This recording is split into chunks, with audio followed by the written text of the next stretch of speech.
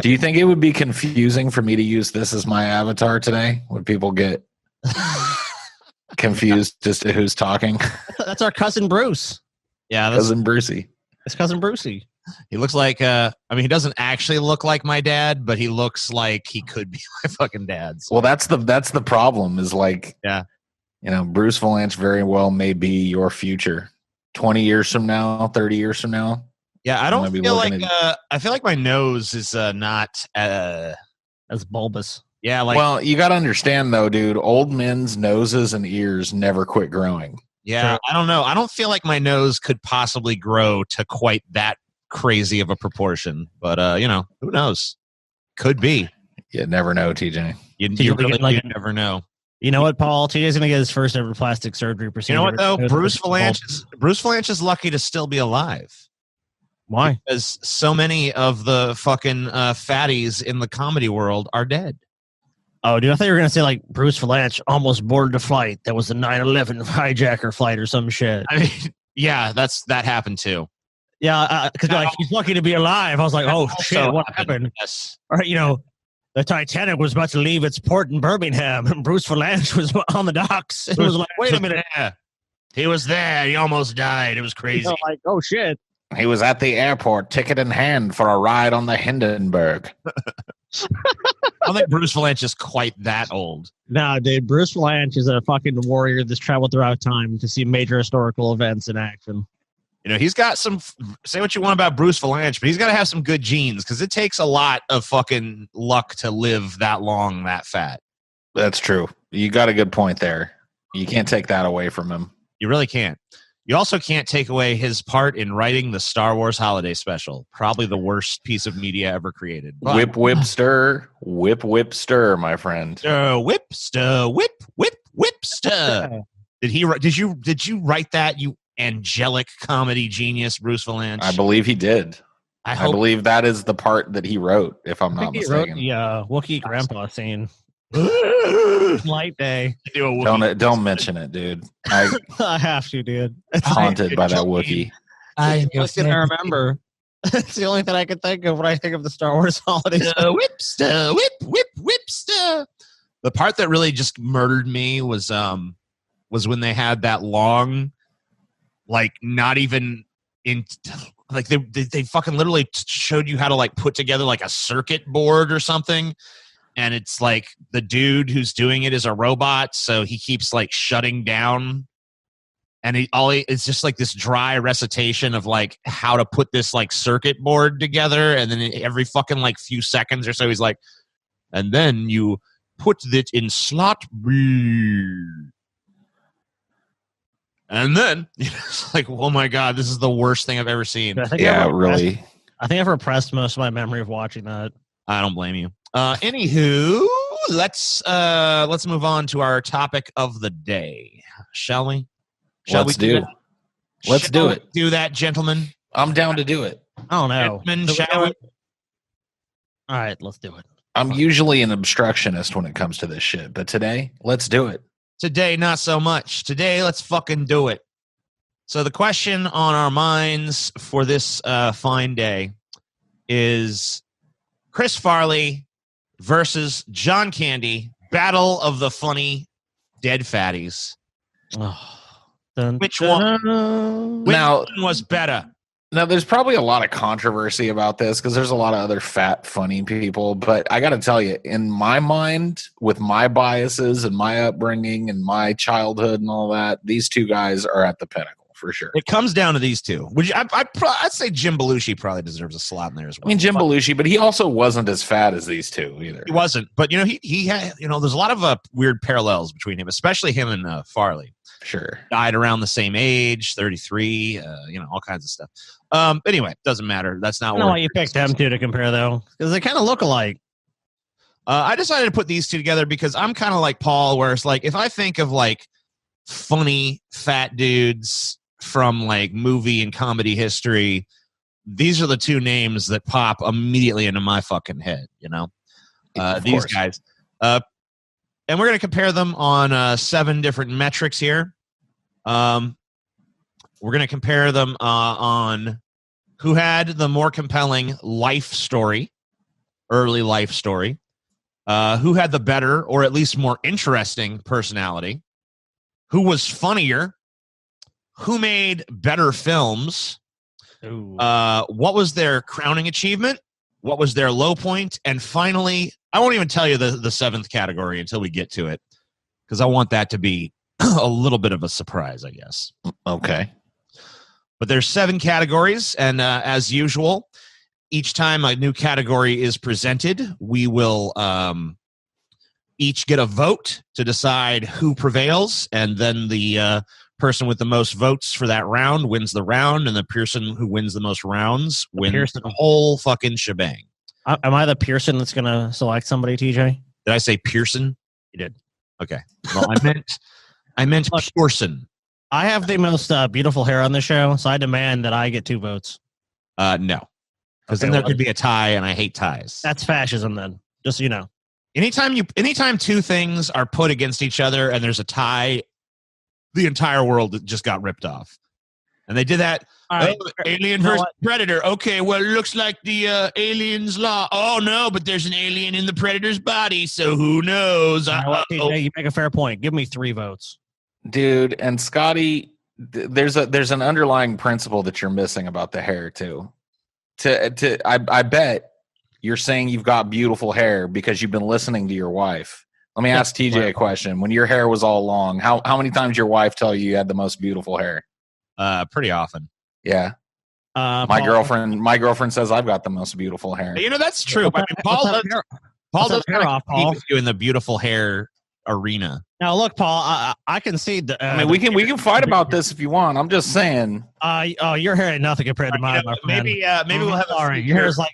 Look, believe me, I know hair. Right. I have the most beautiful hair in the world. Maybe we'll do a future Paul's hair versus Scotty's hair episode. But for now, I think we should. We should settle this. I'm gonna win. Let us focus instead on our hair. No. Let us focus instead on what we're here to decide. All right. Chris Farley versus John Candy. I'm sorry if I'm delaying, but I just don't want to do it. I don't want to see these 2 icons have to beat each other to a pulp. Yeah, well, we're gonna get right into it. So the clash of the fucking no more delays, dude. Round 1, fight. Who had the more compelling life story? Now, I'm gonna be honest with you. Neither of these guys has some sort of like crazy, grandiose life story. Neither one of them was born to like a pirate. No, nothing like that. All right, so. Let us look at this. Okay, so we'll start with Chris, I guess. This is Chris in his high school days. Look at him. He looks like a fat bully, dude. So Chris Farley, born February 15th, 1964 in Madison, Wisconsin. His parents were Thomas John Farley, who owned an oil company, and his wife Mary Ann, who was a homemaker. Upbringing, affluent Catholic. So he was a rich kid because his daddy owned an oil company. So basic bio. He was of Irish heritage. Farley studied theater and communications on Marquette University. I don't know why it says on. It should probably be at.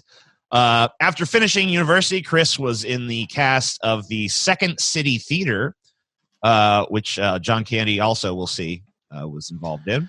And by the way, a laundry list of other incredibly tons successful of actors and comedians. Yes, absolutely. Paul is 100% right about that. He was discovered there by the producer of Saturday Night Live, Lorne Michaels. Chris worked on Saturday Night Live for 5 years, during which he appeared in movies like Wayne's World, Coneheads, Billy Madison, and finally Tommy Boy in 1995. With his comedic partner and SNL cast member David Spade. The duo later made one more movie called Black Sheep. They made that the next year, obviously to capitalize on the success. From that time on, Chris was one of the big comedy stars in the world. His fame was growing and growing. After some more time, he made another lone movie, Beverly Hills Ninja, which featured former SNL cast member Chris Rock.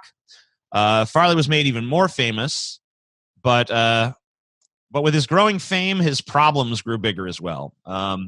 He was tired of being this the fat guy who falls down. He didn't want. He was tired. We'll get more into his anxieties about that a little later. But he had tons of problems with alcohol, with drug dependency. On December 18th, 1997, he died from a heroin overdose, as well, heroin and cocaine overdose, actually. A speedball, as they call it. That's correct. And he was found in his apartment in Chicago by his brother John the next day. He weighed 296 pounds, which is, he was 5'9". So, that was also a contributing factor to his death. But according to the autopsy, the alcohol, marijuana, and Prozac that was found in his body was not part of his death. Less than 2 months prior to Farley's death, he had appeared alongside Chevy Chase in what would be Farley's only host, as an SNL on SNL, his only hosting gig, after leaving the cast. So that's kind of the skinny on this fatty. Let's talk about John Candy here. Whoa, that's weird. Yeah, he literally just to me, he looks exactly the same as he ever looked at any point in his life, just with different hair.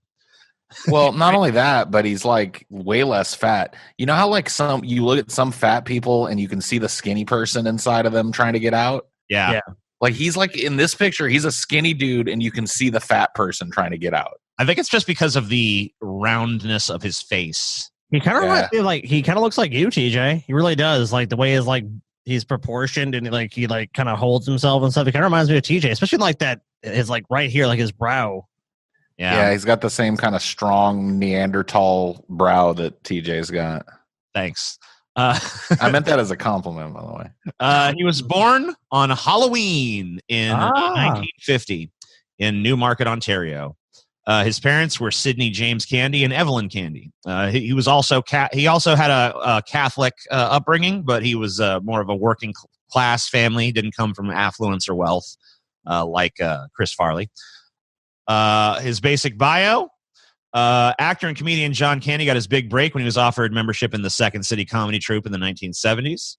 In 1984, he co-starred with Tom Hanks in the film Splash and became a movie star. Audiences loved Candy for his roly-poly good nature and wry humor. A veteran of more than 40 films, Candy died of a heart attack while shooting a film in Mexico in 1994. Candy was born on Halloween, 1950, in Toronto, Canada. Grew up in the city's East York neighborhood. He was about 4 years old when he lost his father. The future actor and comedian subsequently was raised by his mother with the help of his aunt and his grandparents. He was educated in Catholic schools. He played football and hockey. He discovered acting in high school, appearing in a number of productions. In 1969, Candy enrolled in Centennial Community College in Toronto, where he studied journalism and acting. In 1971, he left the school to pursue his acting career.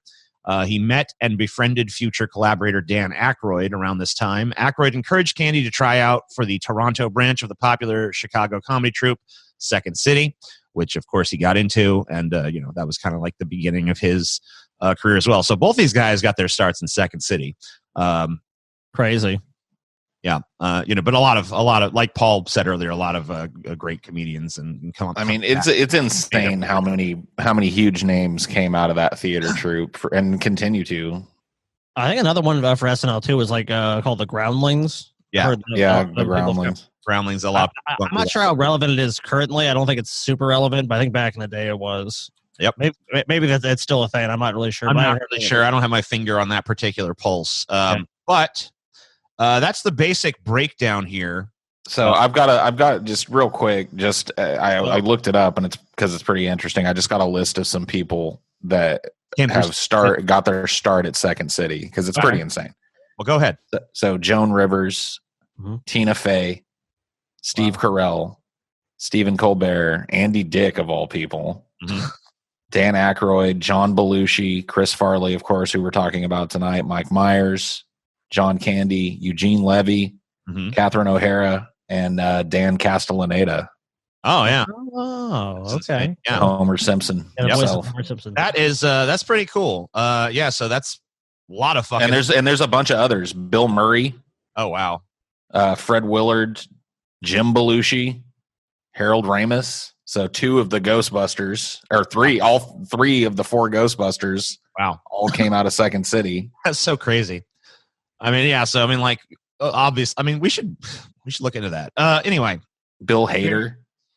Neither here nor I'm there. sorry, I could just keep going all fucking day. Shut up. We got a lot of them. Dude. Stop it. So Second City is a ticket to the fucking big time, huh? If you're Yeah. fucking trying to break it into showbiz, just try to get into Second City. That's your fucking ticket. Anyway, so who had the more compelling life story? Like I said, neither of these guys.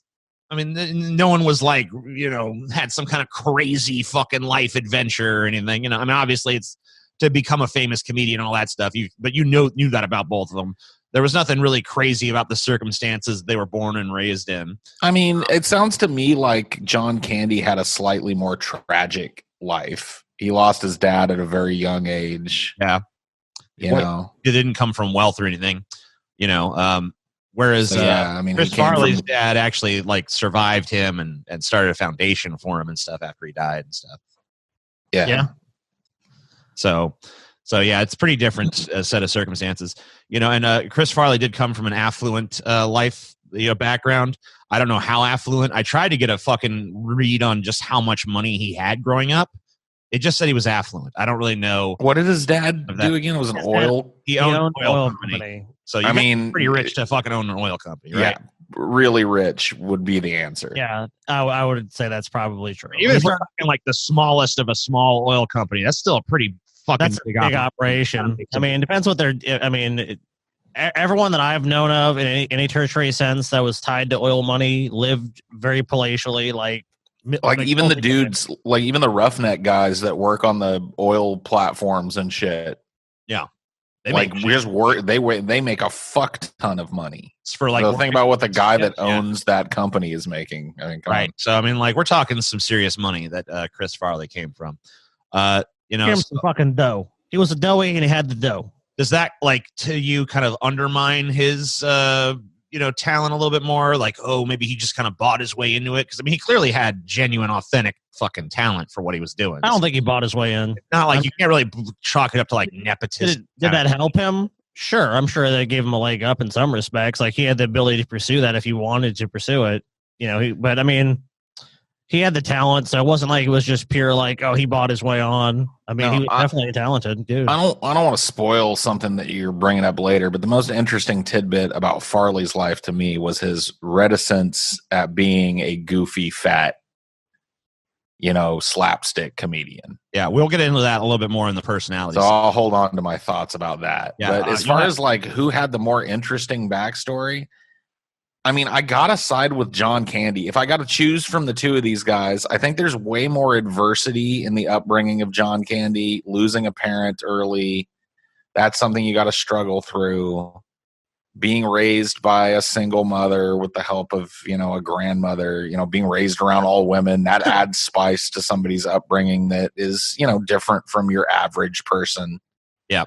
Yeah. As much as I'd like to come up with some kind of counter argument, I'm really not. I'm drawing a blank on it. So I'd say I'd have to go with Candy too. Yeah. I mean, there's kind of a void there. I mean, losing your dad at 4 years old, never knowing him, that's probably something that weighed on him his whole life. There's just more, there's more personality implied in his life story than, in Farley's. Chris Farley, I'm sure that he had adversity in his childhood, and I'm sure it wasn't all roses at home or whatever the fuck, but there's really nothing standout negative about his life. He was rich. His dad was real rich. He didn't have to want for anything. Yeah. He got the best of everything. And he kind of rode that to success. Whereas John Candy kind of came from really normal means, really humble background, and was able to kind of achieve the same status. So I find that to be a little more interesting. Absolutely. Yeah. I would say my vote for John Candy come down on the right side on this one. So let's talk about who had the better or more interesting personality. Because I don't want to frame it in terms of better necessarily, because, it's not just about like, who would you most like to have a beer with? It's like, who's the most compelling figure in terms of like who they are as a person? Sure. But you can factor in the beer thing too. I mean, it's really up to you what criteria you want to use. I just didn't want to limit you too much with the way I was phrasing it or anything. Okay, so let's start with Farley. Like this giant, huge fucking fat man. Like looking at here. This guy's 5'9". He's about 300 pounds. I mean, that's about the same I weigh, and like almost a full foot shorter than me. Anyway, despite his size, though, Farley was a star athlete. He was an excellent swimmer, played football as a defensive lineman, actually wanted to be in the NFL, but realized that at 5'9", it's just not in the cards for him. No, he's not big enough. He was notorious as a prankster. He was a bit of an exhibitionist as well. Many of his pranks involved getting naked. Some people even kind of were like, I don't know. Like he once just walked into a writer's meeting at like, I think SNL, and he was just butt naked. He had his like junk tucked between his legs. He was doing like the fucking Buffalo Bill kind of thing. Yeah. And it was like a mixed room, men, women, whatever the fuck, so sometimes it was like, he did some stuff he might get Me Too'd for today, basically. You know what though? How can you Me Too? If it was mixed, if it was a mixed room, mixed company. I mean, it wasn't like he was just like a room full of women. He did it. Yeah. He did it with a room full of men and women. So he was like, everyone look at my junk. So he sexually harassed everybody. Yeah, that's how that would be interpreted. Anyway, so he was a bit of an exhibitionist with his pranks, but he did other pranks as well. He was a prankster. He had a temper. He could become violent if he was pushed. There was a few incidents I read about with him getting in physical altercations with people. Cool. He struggled heavily with a number of vices: cocaine, morphine, cigarettes, alcohol, overeating, etc. Just prostitution. Name a vice, he had it. He went into rehab 17 times in just the last 2 years of his life, trying to kick those habits, because he pretty much knew that they were destroying him. But ultimately, he just he could not fucking beat his demons, I guess, and he succumbed, overdosing in December of 1997. He was regarded by friends and family, I guess, as the funniest person they'd ever met. Like all of the comedians who knew him just said that he was like constantly nonstop hilarious, basically. Obviously, audiences also recognized him as a comedy great, but he was never satisfied with the kind of laughs that he got. He felt like people were laughing at him, not with him. He hated being the fat man fall down kind of guy. He wrestled with a great deal of self-loathing and anxiety. And in fact, towards the end of his life, he was eyeing more dramatic roles and trying to make that leap to being taken seriously, because he was really just tired of being like a fat clown. Basically, typecast as the fat idiot. Right. And he was very much looking for roles that would be in defiance of that trope, I guess. Yeah. So that's basically like most of the stuff I was able to find about Chris Farley as a person. I don't know if Paul, did you want to talk about that now, or did you want to talk about it during the deliberation stuff? I mean, it doesn't really matter. I don't have a ton to say about it, but there really is like that struggle to me is interesting, because on one hand, he's most beloved for his portrayal of characters that are that way, big, right, fat, oafish, clumsy buffoons that fall down, go boom. If you want to really reduce what he did, that's what he knows. That's what he's known for. Absolutely. But it's also, if you think about it, and I'm not trying to be an SJW here, but it's kind of a toxic paradigm for fat dudes in particular to live in. Right. I've been watching some Hell's Kitchen at night when I'm kind of winding down for bed and shit. Yeah. Watching some old seasons of the Gordon Ramsay show, Hell's Kitchen. I love that show, dude. Yeah. And there's this, on the season that I'm on now, they start with all these, 20 or 30 chefs or whatever it is. And one of them's a big fat dude. Now there's a couple of big fat bitches on the brigade too. But Gordon Ramsay just heaps withering abuse on this fat dude over how fat he is. Never says a peep to either of the big old blubbergumptious bitches on the panel.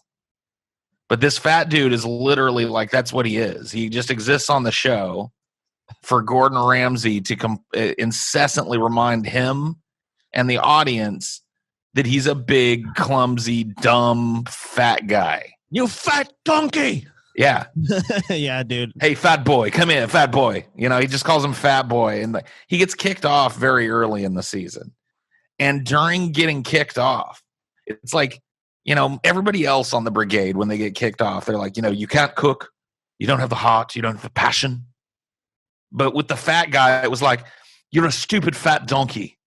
And I'm sorry, big boy, but you're too big for my britches or whatever, you know, just some fucking, you know, just some nasty fucking, like the whole way through. And it's just accepted. You know what I mean? Is that's okay because this dude is fat. It's okay to just witheringly abuse him. Because he's fat. Yeah. For his fatness. And that's really what Chris Farley's career was about. So I can empathize with his kind of feeling like he was done, you know, with being like, I'm, you know, yeah, fat guys are funny and I'm fine with that, but I'm just not going to be the big, dumb, fucking empty-headed, half-wit oaf that just tumbles and bumbles and jiggles his way to victory every goddamn time, you know? Yeah, let me give it the perspective of, I'm not, you know, I'll say this, having grown up a lot of in the South and a lot of fat people and stuff, it's just because, like, it's just an easy fucking target. When someone's fat, you know, it's almost impossible to find a fat person that's not insecure about it in at least some way. So it's a way to pick at somebody that's really easy, and they can't deny it. You can't be like, I'm not fat. Like, yeah, it's self-evident, right? Yeah, well, it's hard to argue against that, and they have to admit it. So they have to become kind of this, like, you know, self-effacing. Oh, well, you know, I'm fat, but it's okay because I'm gonna make you laugh about it. Well, one of the things I hear about if you actually confront people about, like, you know, why are you so down on fat people? It's like, well, they got no self-control. And in the case of Chris Farley, it seems like that really does kind of fit. Like, he was addicted to numerous substances. I mean, overeating, smoking, heroin, fucking cocaine. He's an extreme example. I don't think most fat people are just addicted to 50 million drugs. Well, he was. So it's true. But that was his coping mechanism too. Clearly, he was coping by doing drugs. He was avoiding reality. You know, that's how he did it. One thing they said is he was an excellent, despite his being fat. Even younger, he was fat. You saw the picture. I mean, he wasn't huge like this, but he was still fat. He's a little tubby then. He was actually an excellent swimmer. He they said he was like almost like dolphin-esque the way he could swim. It was like crazy. Like, people would make fun of him, like, "Oh, it's Chris. He's so fat." Blah blah blah. And he'd get in that pool and he'd just be like, you got that buoyancy, off, dude. Like, flipper and shit, you know. So I'm actually kind of similar, dude. Like, I'm a fat guy, but I'm really, really agile in the water. I'm a really strong swimmer. Cool. That's great. So I mean, he was too. He, you know, and that's great for you, Paul, especially since you didn't have a pool growing up as a kid, you know, except for that one you had. Fucking that's true. except for that one pool. Yeah, except for that one, you know, except for that one, dude. Pool. Paul had no pool. Okay, whatever. Anyway, let's move on. We'll have plenty of time more to assess. So, you know, I was kind of surprised when I read Chris Farley's stuff. I was like, oh man, I didn't know he was so like tortured with it. I guess I should have known because he died of a fucking drug overdose. But I thought it was just more like a happy-go-lucky, like, we drugs. I didn't know it was like I'm miserable. Yeah, like, you know. So I was like, I was kind of like reluctant to to even look into John Candy because I'm like, his front-facing kind of stuff is so like, he's so nice and warm and all this other stuff. And I'm like, do I really want to know like what the demons person was underneath that? You know, like, maybe I should just preserve my innocence, but you got to do it for this show.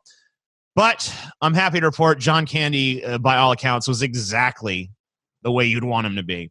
Warm, affable, humorous, loved his family, treated his kids well, loved animals, rescued animals, had a farm where he fucking kept, you know, not only cats and dogs, but cows and horses and any other fucking animal in need. And it was also a place where he could get away from the hustle and bustle of, you know, the entertainment, you know, showbiz lifestyle. Even when his health was failing and he was tired all the time, he still made time for everyone in, you know, his family, his career, all that stuff. really, from all accounts, kind of struck a really good balance between that stuff that a lot of people I know struggle with. Worked for a lot of charitable organizations, seemed to do it because he genuinely cared, not because it was going to like look good for him. He didn't like over publicize it or anything. In his professional life, he was a hard worker, not a prima donna at all. Didn't like premieres or red carpets. Wasn't really into the whole celebrity side of being a famous actor. Just wanted to act, just wanted to do stuff. He didn't even like to watch his own work. He was one of these people that's like a big perfectionist that always, looked at something he did and says, I could have done that so much better. I just can't stand to watch myself kind of thing. Because he would always just see, he would always see like, oh man, I should have fucking delivered it like this, or I should have done this here, He came from a family that had a lot of heart disease. A lot of people, I guess a lot of people think like, well, he didn't take his weight problem seriously, but he actually was constantly dieting, constantly hiring trainers, and he knew that he was at serious risk of heart disease from his family history. But it seemed like he was never able to make any real sort of significant dent in his weight. I don't know if it was just like there was a compulsion to eat, or there was a metabolism issue, or what. I don't really know what the nature of that was. But he was never able to make a dent in the weight, and eventually it caught up to him, and he died in the night of a heart attack. Went to sleep for the last time, and just didn't wake up the next morning. But I tried to like at some point during doing the research for this, I actually was like, there had to be some kind of asshole side to this guy. There got to be someone out there that's like, John Candy was actually a prick, but I couldn't find any fucking buddy. So seems like he was every bit as nice and I mean, as you would expect him to be from the characters he played. That is truly astonishing. I mean, everything you told me about him, that is so rarely do people live up to that. I mean, they have this kind of persona that people believe, oh, okay, yeah, well, that's just a character in a movie. Meanwhile, John Candy's fucking a bunch of bimbos, doing a bunch of coke, and doesn't give a fuck about anyone but himself and his career. No, I read a bunch of stories like from his kids and stuff, and from people who knew him, and it's just like everything is like super fucking wholesome and nice. It's just like crazy. He almost doesn't seem like a fucking real person. He's like, it's like the more I read about him, the more he kind of took on this like Mr. Rogers-esque sort of like, wow, is this a real fucking human being kind of thing? Right. I mean, okay, so there's a couple of things to consider, I think, when it comes to Candy. Yes. Number one, he comes from a different generation than Farley does. Yes. The time that John Candy was coming up and around and famous and popular and working, people were really kind of like less apt to reveal emotional disclosures about themselves and about other people. That's true. There wasn't like this kind of reality TV heavy emotional focus and people being titillated with that. That didn't start until Chris Farley's time. Yeah, the 90s, right? So, of course, we've got all of these insights from people that worked with Chris Farley that give these emotional disclosures about how he was behind the scene, whereas that just wasn't how people rolled in John Candy's day. Yeah. So it's hard for us to just say that like he had no. I mean, negativity. I'm not saying he had none. I'm just saying I couldn't find it. I couldn't find it. I'm like, where's his dark side?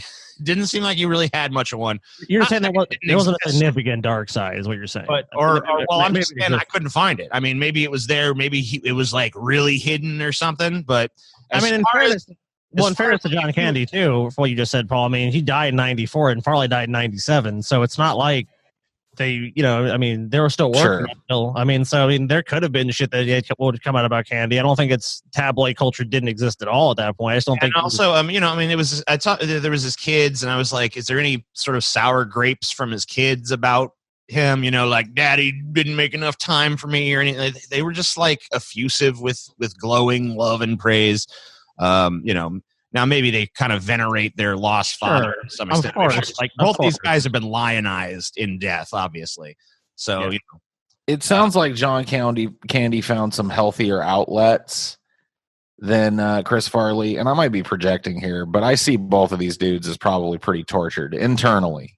I think that there was an anxiety in Farley, whereas I think there's more of like maybe a sadness in Candy. You know? No, and yeah, there are glandular and hormonal issues or whatever that can exacerbate weight gain and make it hard to lose weight. But for the most part, when people are fat, it's because they overeat. Right. And in the case of a lot of people, they overeat to compensate for some kind of emotional stress or Sure, that's definitely true. So I don't know what what compelled him to eat the way he did. I mean, it really said, my impression from what I read from my research was that he really tried very hard to lose that weight, and it just never really seemed to make any sort of dent in it. But like, obviously, I mean, like, biology is biology. If you don't take in many calories and you burn them off, then you lose weight. Yeah, I would say he was eating a lot, regardless. Obviously, there's some sort of weakness in his being that he just could not prevent. Like, he just like, oh, I got to eat, and I understand. I mean, like, any fat person, I think, can kind of understand that kind of impulse of like, just like, oh, give me a fucking. He could have been someone that really just loved fucking food. He just loved good food, and he just, he's rich. He can have whatever he wants, and he just, has a problem, controlling that. Yeah, or did. So I mean, like, you got portraits of two very different guys here. Farley was never, Farley was always, pranks and angst and self-doubt. You got that kind of self-doubt angle with Candy too, though, but in a very, like, it's more of like a humbleness kind of way almost with him, where it's like he doesn't want to see his work because he just feels like, oh, I could have done better. Whereas Chris Farley is just like, they just think I'm a fat fucking clown, and it made him angry inside, and filled him with like this self-loathing. It's like, God, I hate myself. I hate this fucking fat clown persona I've got to do. I hate like the way people fucking view me. I feel like this is a way tougher category because, one, you have almost like the idealized version of like the fat comedian, and the other one you have like the ascendant star that just, the fucking candle that burns twice as bright burns twice as fast. Yeah. Oh, man, it's tough. Yeah, this one's a lot harder because they're both in their own way very compelling sort of figures. In terms of like their pathology and what we can glean of their psychology from the distance that we're at. God,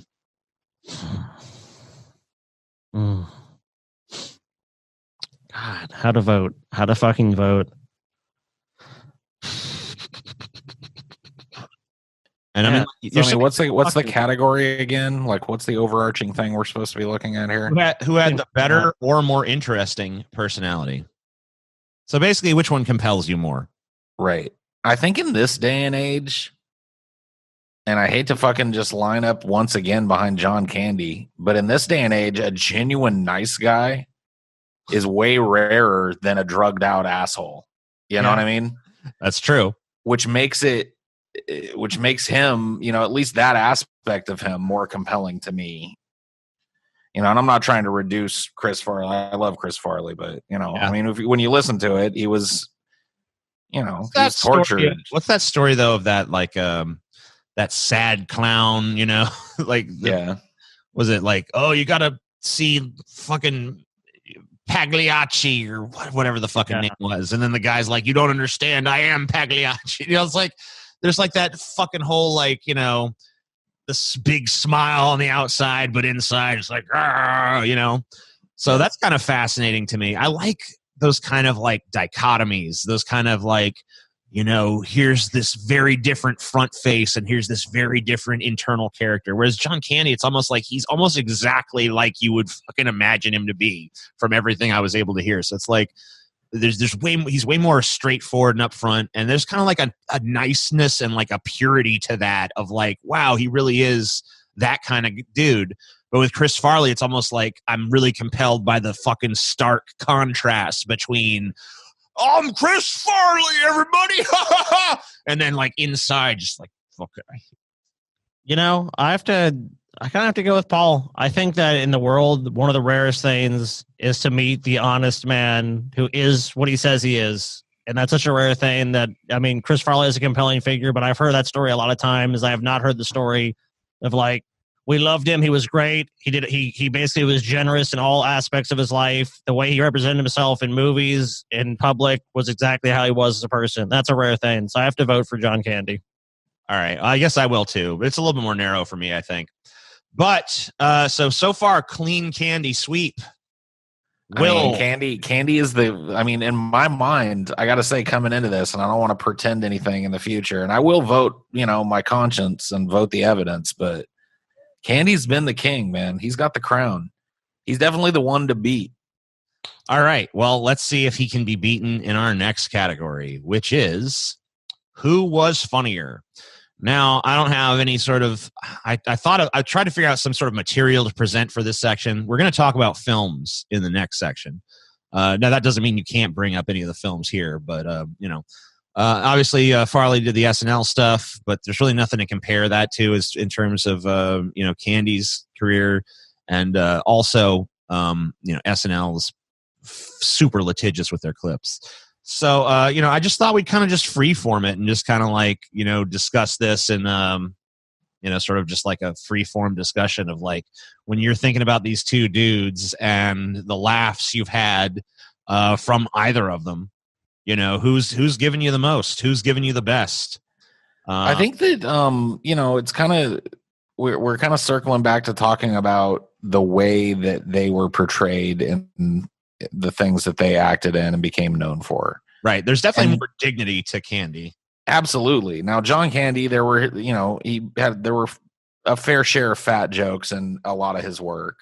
Right, but it was more like there was more empathy, I feel like, attached to his fat jokes. You know what I mean? Like, it wasn't just like, fatty fall down again. Like, even when he did slapstick and shit, it was kind of like, like even when he was playing like a total fucking, fat, obnoxious doofus like,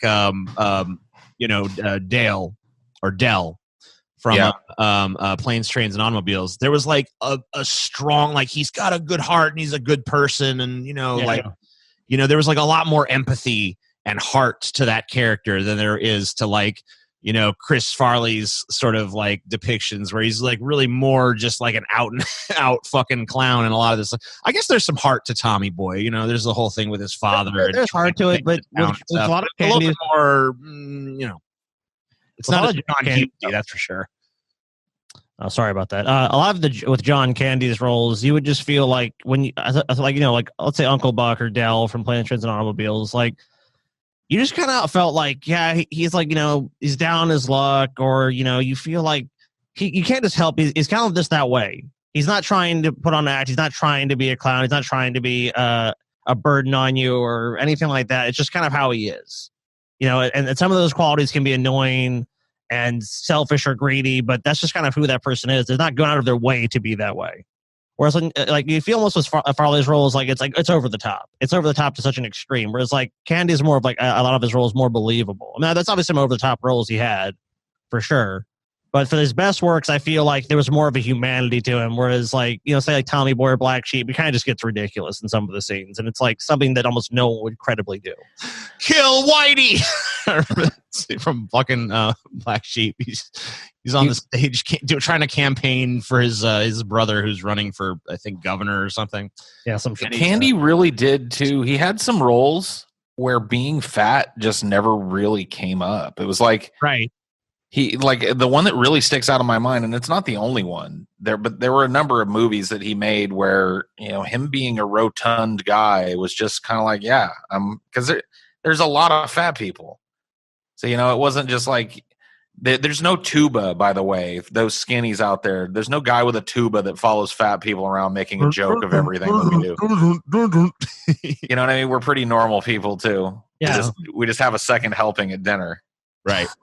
Sure. And a third. But, like that, you remember that movie Delirious? Yeah. Oh, yeah. We talked about it recently, didn't we? I think so, yeah.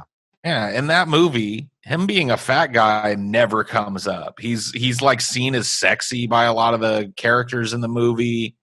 He plays this kind of spy type of character that's all agile and capable, and him being fat is kind of funny in some of the scenes when he's doing this crazy shit. But there's no attention drawn to it, yeah. Right. No, nobody ever calls him a fat fuck or makes fun of him for being fat. And in pretty much everything that Chris Farley ever did, there's this overt mention of his fatness, either by himself or by another character. But does that harm to you the humor? No. Well, no, that's really the kind of the tragedy of Chris Farley is because he struggled with this. I don't want to be fat guy, fall down, go boom.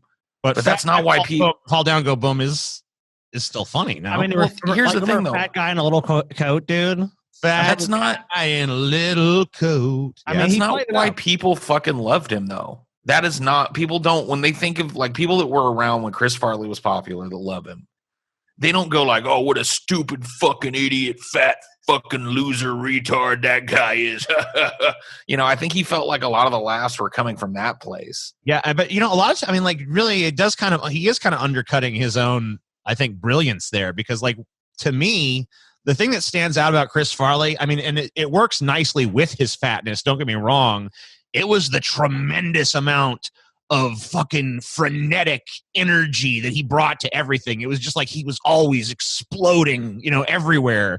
And he just like this crazy spastic sort of dude that was just like, I mean, like almost unparalleled in the amount of energy he could bring to something. And the fact that he was fat kind of was a nice contrast to that because you kind of were used to seeing, I guess, like fat characters be kind of, ooh, give me another donut, and he's one leg up over Candy, and John Candy definitely did some slapstick and some physical comedy, but it was really more the fact that Farley was just like, he did some crazy shit. Right. I mean, like in terms of physical comedy, like Chris Farley wins. If this category was who was a better physical comic, he was Chris Farley. Like you take a look at a picture of Chris Farley and he looks like a bullfrog and shit, but he was this rare kind of breed of fat guy, a fatletic, I call it. Yeah, fatletic.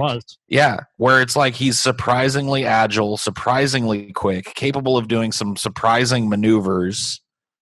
And he brought that to his characters. But when it comes to like, why did people love these guys? Yeah, people loved Chris Farley. Not because he was a big, dumb, fucking fat guy, but because he was self-effacing and it was really funny. He was capable of bringing, like TJ said, that frenetic energy to everything that he did. He was lovable and all of that stuff. And I think that they loved John Candy for some of the same reasons. Not really necessarily known for his energy, but more just for his likableness. Yeah, he was more of a wry wit kind of guy, and he had more of an everyman quality where it's like he was more of like a grounded kind of person. Like Chris Farley, he was so like he was large, not just in physicality. He had a lot of personality too. Whereas John Candy had a thing in his roles too, where it's like he was kind of the guy that did the right thing. He was always like kind of like that character, like whether you agree with him or not, where he came from, like. He kind of felt like that, like the lawful good kind of character. It's like, you know what? I'm going to stand up for people. He always kind of had that thing going on. Like, he always felt like he was kind of like morally centered in a way that you really agreed with his character a lot of the time. Even when he wasn't. Like, I hate to bring up Delirious again, but in that movie, he's kind of a megalomaniac. Sure. But the whole movie is about him coming to realize that, he really is a nice guy and he really does want like a normal average relationship. The Chris Farley stuff, I mean, like I can't remember either of these guys ever playing a bad guy in any sort of real sense, but Chris Farley, he comes across more as like, I guess, the chaotic good, like he's trying to do good, but it's just crazy shit. A lot of times shit happens. So buffoonish and oafish that it just blows up in his face. Like pretty much all the characters I can think of associated with him at least in movies kind of had that thing going. It's like, I just want to do the right thing and the good thing, but then they try to do it and it blows up in their face because they're stupid, and that you see that in Tommy Boy and Black Sheep and fucking Beverly Hills Ninja and fucking Almost Heroes and whatever the fuck else Chris Farley roles you can think of. Now there's not a lot because he died so young, but yeah, that seemed to be kind of the place he was typecast, and I think that was a box he was really trying to break out of. I feel like maybe that Chris Farley has a bit of a disadvantage here in that he wasn't able to maybe more explore the possibilities of his range because he died so fucking young. died at the age of 33 before he could really kind of like break out. And but we also have to give him the points of he was a cultural phenomenon. Absolutely. He didn't have as long a list of movie properties as John Candy, and he didn't have as long a career as John Candy, but we can't really dock him for that, because while Chris Farley was popular and hot, he was one of the most recognizable people on the planet. Absolutely. He was definitely more of a, obviously, Candy had his kind of like starring sort of period where it's like, I'm the big star. But a lot of the stuff he did, for many, many years of his career was just like, I'm the sidekick, or I'm the funny character that comes in for this one scene or whatever. Well, he was a beloved kind of like bit player. Yeah. He was a beloved cameo artist. People knew who he was. They loved his little moments in movies and stuff. Yeah, that was where he existed. They loved his appearances in the sketches on like Saturday Night Live too. We got to talk about that. Was a total cultural phenomenon at the time. In 1990 through 94 when he died. And especially Farley's tenure on that show was fucking. Oh, dude, I'll never forget the van down by the riverbed, dude. Oh yeah, dude. His Matt Foley character was super beloved. I loved his. He had a recurring sketch where he played like a bunch of the dudes would dress up like Valley Girl type of chicks. Oh yeah. And they would all gossip at the mall and shit. Oh, he was the fat friend. You remember the one where him and Adam Sandler played the two dudes in that gay beer commercial? Yeah. It was so great. I loved the sketch of Farley trying out to be a Chippendales dancer. Oh, dude, yeah, with what's his face, Patrick Swayze. Yeah. And they're in competition for it and shit. It's like, and like, I love how they were judging it. It's like it's a really close competition. And then at the end, they're like, "Man, this has been the toughest thing we've ever done." But it turns out you're just too fat and grotesque. Like your moves are the best we've ever seen. And you might be the sexiest thing that's ever come across this stage, but at the end of the day, you're just too gigantic and fat. And he did a great job of it, dude. It's almost an allegory for his life, dude. Yeah. Yeah. Oh, man. It's really tough. Because you got one guy, like, this is almost like, to me, kind of breaks down to a point of like the two places humor kind of come from. Because there's a humor that's like up here, like, oh, yes. And there's a humor that's more like down here, like, you know what I mean? And to me, this is John Candy. Yeah, I agree. Oh, yeah. Oh, yes, of course. Delightfully witty. And then there's down here, which is Chris Farley, which is like that big, like, oh my God, I can't believe. But, it's like, where do you go? You know what I mean? Like, I'll tell you what I'm going to go with. I'm going to go with my childhood in this one, dude. And I fucking loved Chris Farley growing up, and I thought it was funny as fuck, and probably has made me laugh, like literally laugh out loud more as Chris Farley. So I'm going to have to go with Chris Farley. Scotty is going for Farley. I have to go with Farley. This is a tough one for me. I love John Candy. I think he's a funny ass dude. It's a really tough one for me too. Maybe Paul, you and I can talk it out. Where are you getting stuck?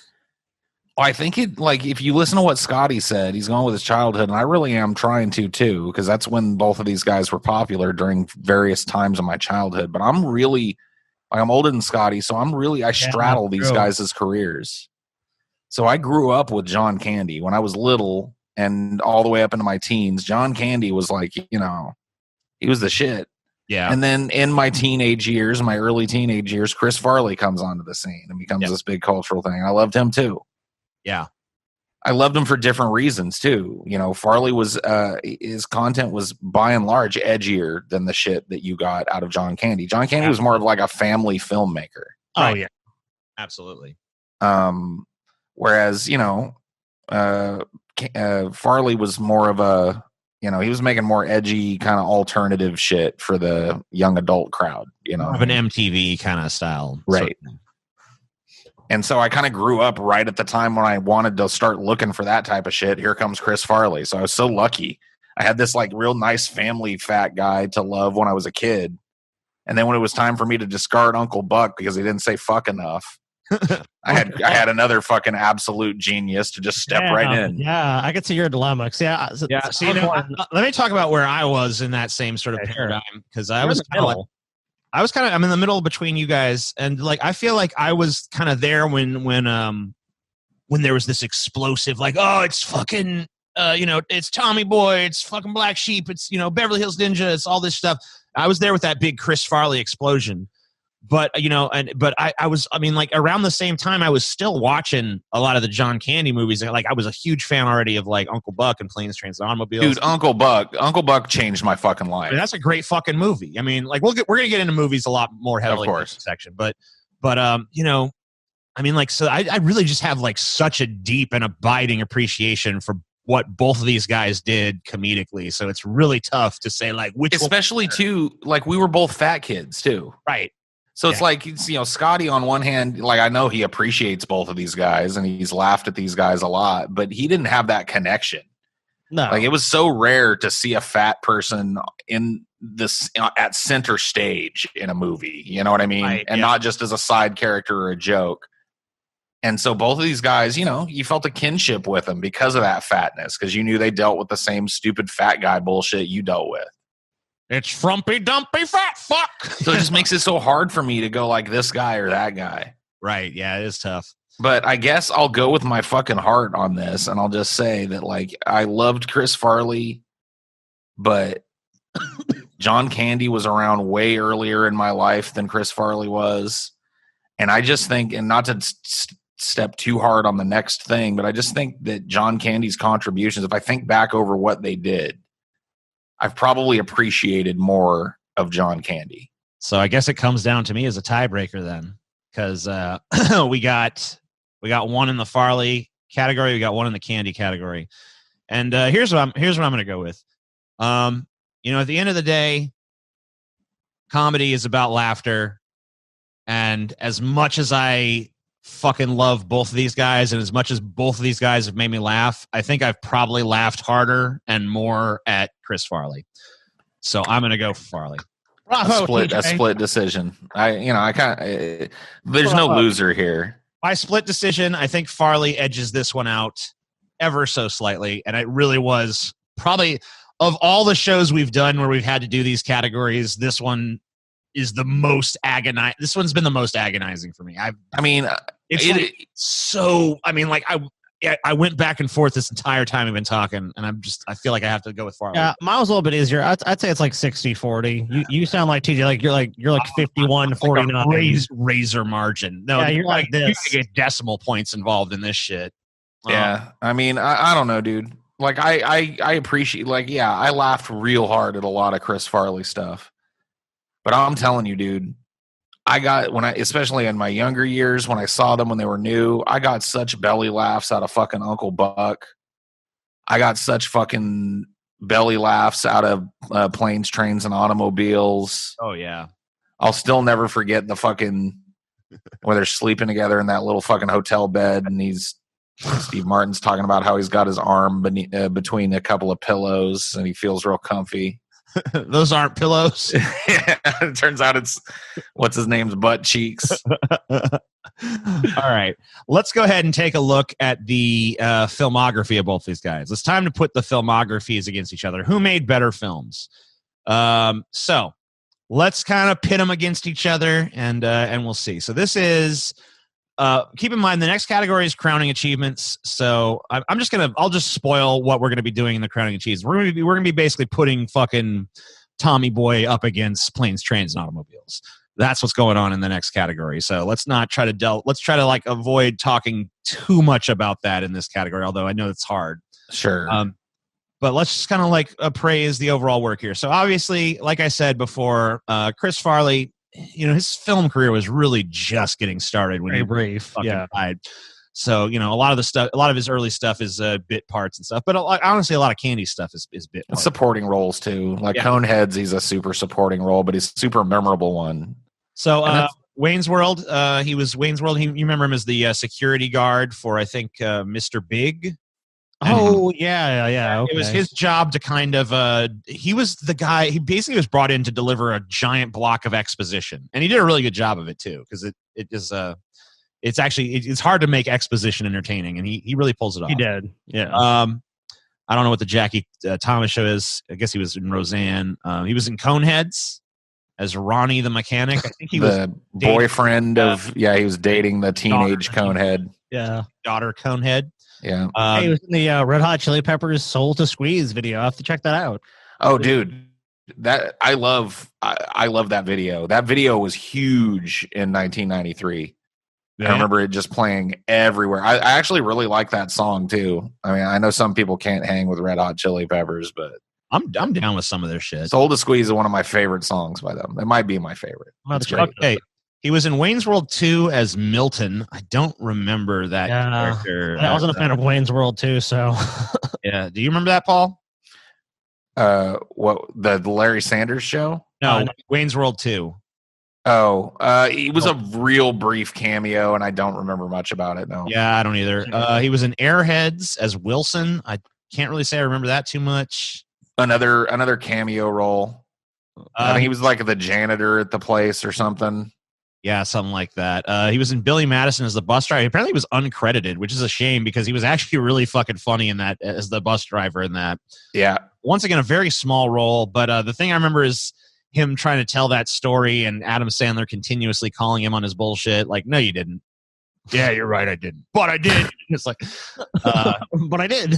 Then, of course, he had his major breakthrough role in Tommy Boy, which we'll get more into depth into that pretty shortly. But like, it's great. It's a great movie. It has tremendous replay value. It's funny every time you fucking watch it. In a million times. Black Sheep, which is kind of the afterbirth of Tommy Boy, but still pretty funny. I mean, it's not bad. It's not Tommy Boy though, so not Tommy Boy. Various SNL stuff, all that. Then he did Beverly Hills Ninja as Haru, which I don't think was the best choice for him, but we'll talk about that a little bit as well. He had some great physicality in the role. I mean, surprisingly, because like that was the big thing with that movie. You're like, okay, how are they gonna make a fat guy a ninja? And it kind of worked in that, at least in that respect, because Chris Farley just had that amazing ability to be agile and flexible and do shit you never thought he could do. But the movie is just really bad. I mean, it's a really bad idea for a film, and it's really poorly executed. He's good in it though. I just don't think it's a great movie. He was also in Almost Heroes, which was same deal. His last kind of starring role. The shtick was wearing a bit thin, I think, by the time Almost Heroes. I mean, like, he was wise to be looking for a way out of this typecast at this point. And then Dirty Work, where he just played a dude who got his nose bitten off by a prostitute. I don't know why he was uncredited in these Adam Sandler movies. Maybe there's some kind of issue. Weird thing. But he played a dude who got his nose bitten off by a prostitute, and that was pretty much his entire character. But he did a lot more with it than you would think. I'll say this, dude. When Almost Heroes came out, because at the point, obviously, Farley was dead. Yeah. I was like, oh my God. There's a Chris Farley movie that came out, and was just watching Almost Heroes, which stars him and Matthew Perry, was one of the most disappointing experiences of my fucking childhood. Because I was like, I barely remember it. Yeah, it's not good. It's just a forgettable, like, oh, they're Lewis and Clark, basically. They're going through the frontier, and a bunch of crazy shit's happening to them. They're going down a waterfall. What if Lewis and Clark were a bunch of dumbasses? Dude, I think both of these dudes too, late in their fucking career, had a frontier movie. Yeah, they did. John Candy's was Wagons East. Yeah, Wagons East. Which Ooh, as well. Isn't that his last film too? Yes. They both kind of ended with this weird, like, what if these fucking, so obviously this is a lot longer. So we can pretty much ignore a lot of the early stuff of his career because, like, I don't know any of these movies. Cucumber, fucking clown murders. I don't know that. You know what I mean? Yeah, I can't talk about any of these really early ones. So he was in 1941. I never saw that. Stripes. He was Ox in Stripes. Probably the first role I remember him in. Like, I guess he was in Blues Brothers. I don't even remember him in Blues Brothers, honestly. But the first movie, the early, was pretty similar to fucking Chris Farley's career. A lot of, like, cameo role. Here's a guy that's here now, and he's gone now. Probably the first movie that I actually am super familiar with in his career is Heavy Metal. Hell yeah, dude! 81. He's the nerd, dude. He's the nerd that's doing his little weird experiment. Yeah, he finds the meteorite and he turns into a fucking, big dicked monosyllabic caveman who goes. He just turns into like an Arnold on a fucking fantasy planet. Oh, muscles, I am good.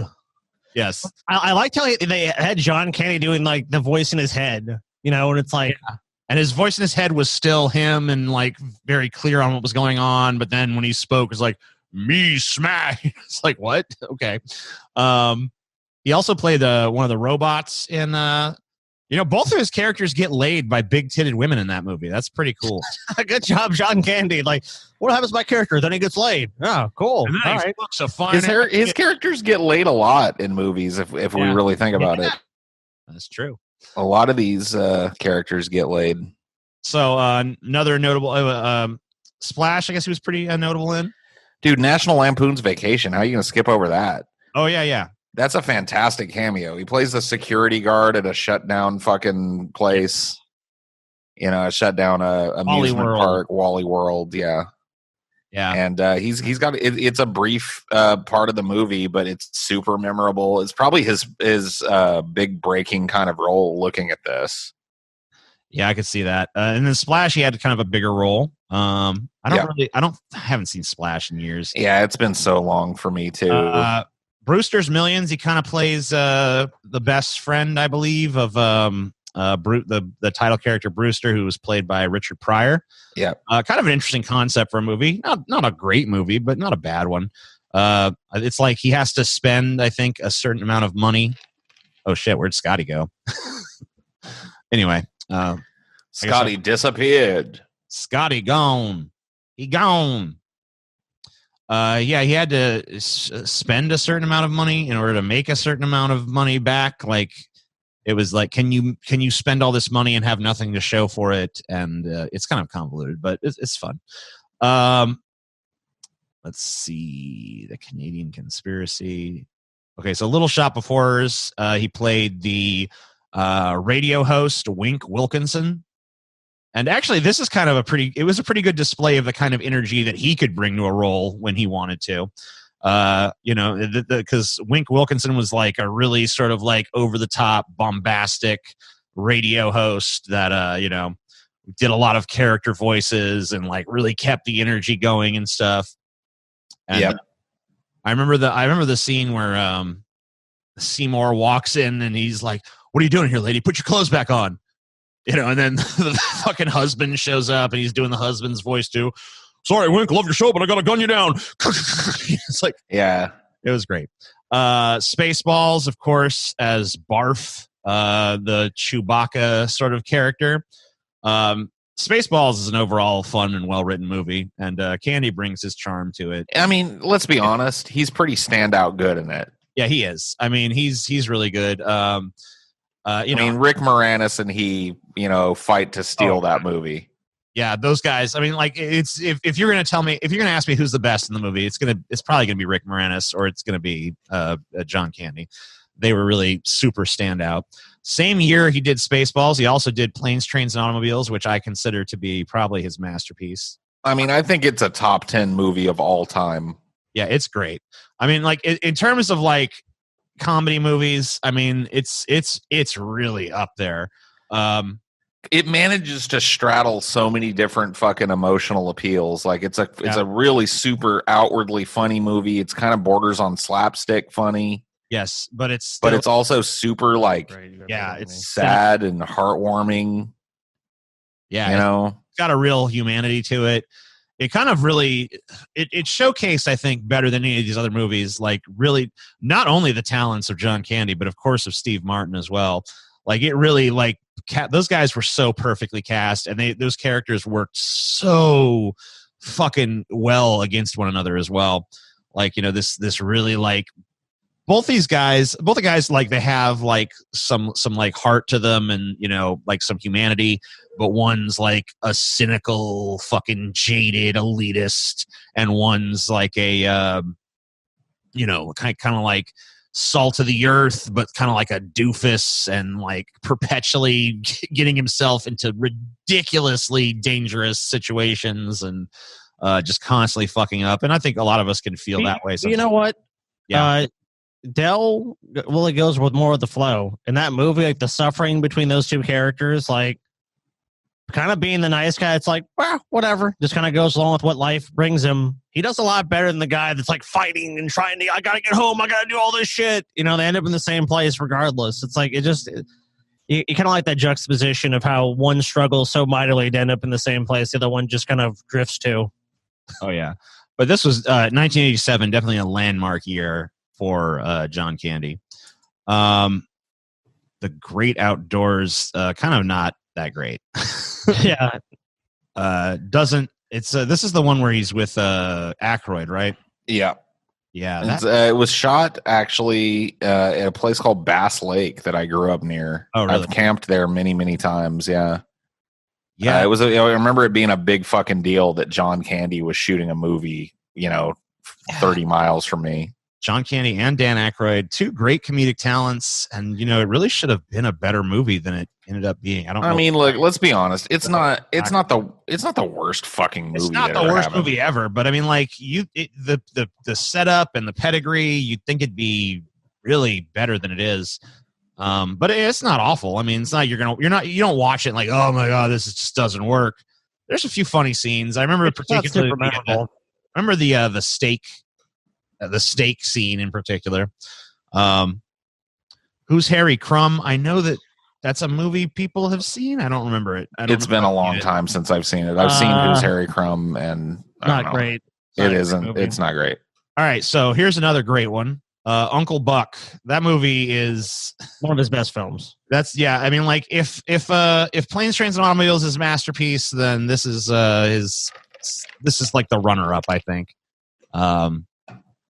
This is a great fucking vehicle for him. I mean, I don't know. It's my favorite John Candy movie. Yeah. Like, I think Planes, Trains is probably a better, more important movie, but as far as like John Candy performances, Uncle Buck for me is it. I love his plan to quit smoking. I love his swagger and confidence too. It's another role where John Candy was really not constrained by being a big fat guy. You know what I mean? It really wasn't part of the movie, or if it was done so in kind of an irreverent, who gives a fuck way. Like he was just a strong character. Yeah, and there another thing. It was another movie where he was able to bring not only his comedy stylings, but his like very human sort of side. I remember the scene where he's sitting there and he's kind of like talking to himself and just like, people would always come up to me and say, you got it good, Buck. No wife, no kids. You can do whatever you want. You got it good and all this. It's like, and then he's like kind of, I forget, there's like a kind of a bridge to it. And he's like, but the thing is, nobody really says that anymore. Yeah. And it's like, oh, wow, he's really got like a sadness to him and shit. So that was definitely, it's great. It's a great movie. Well, in that movie, they make a bigger emphasis on the fact that it's kind of like living the bachelor lifestyle than it's like he's a big fat fuck. They definitely play up he's a fat fuck. And like when they dad calls him to see if he can watch the kids, it's like he's basically asleep, just like he does a TJ cough. He's got to like cough for like a minute before he fucking, answer the phone. Okay, yeah, how you doing? Great movie. Great sort of cameo role in Home Alone as the Polka King. I guess his name was Gus Polinski. He's a character that gives Kevin's mom a ride home. Did the voice of the bird Wilbur in The Rescuers Down Under. Wilbur. Nothing but trouble. Oh God, nothing but trouble. Oh, dude, that movie. That movie is one, like, if you've never seen Nothing But Trouble. Yeah, I'm not going to tell you it's a good movie. I'm not going to tell you it's a bad movie. I'm going to tell you it's a movie that you should see if you've never seen it. It is one of the crazier movie concepts that I think has ever been greenlit. Yeah, it's got an insane cast, like just an insanely talented cast doing some of the wackiest roles of their career. Oh, yeah. It's definitely... whether you find it good or bad, you're definitely going to find it fascinating. Only the Lonely. That sounds familiar, but I don't think I've ever seen that. Have either of you guys seen I have it? not seen it. I know I've seen it, but I couldn't tell you much about it. It's been a long time. All right. So Delirious, you brought this movie up a couple times today, Paul. You want to talk about that? Yeah, I think it's kind of like not really well remembered, and I think a lot of people don't think it's a great movie. But for some reason, I really like Delirious. I just think it's, I don't know. There's something enjoyable about the plot and the characters, and really, he's at the center of it. Like watching John Candy's performance in this movie is really fun. And I don't know. I don't know why it doesn't get more love. I'm not saying it's his best movie, but it's great. JFK. That was the the Oliver Stone movie. I love that movie. Number one. I know you are not an Oliver Stone fan. Yeah, I fucking love with Oliver Stone movies. I love JFK, and I love John Candy's turn in it. He's one of the rogues gallery of all these conspiracy connected figures that gets interviewed, and yeah, it's not a leading role. He took I read some stuff about him, his approach to this role. It said he took this role very, very seriously. It was very important to him to play this character right, and he put a lot of work into. Well, you can tell he plays a big, fat, gay Southerner, like not openly gay, but you know, gay, and it's kind of an open secret way. It's a fucking amazing role in a movie that I really think is once again underrated and filled with amazing roles, but his turn in it is really super memorable for me. And a really serious role too. You know, he manages to be funny in it, but the tone of the film and the tone of his overall performance is far from funny. So it's more of a serious role, clearly. Yes. So I don't know if you guys want the only other movies. Cool Runnings, TJ. Yeah. Come on. How are you going to skip over Cool Runnings? I'm not saying that the only other movies that jump out to me are probably Cool Runnings and then his last two, Wagons East and Canadian Bacon, which are both not great.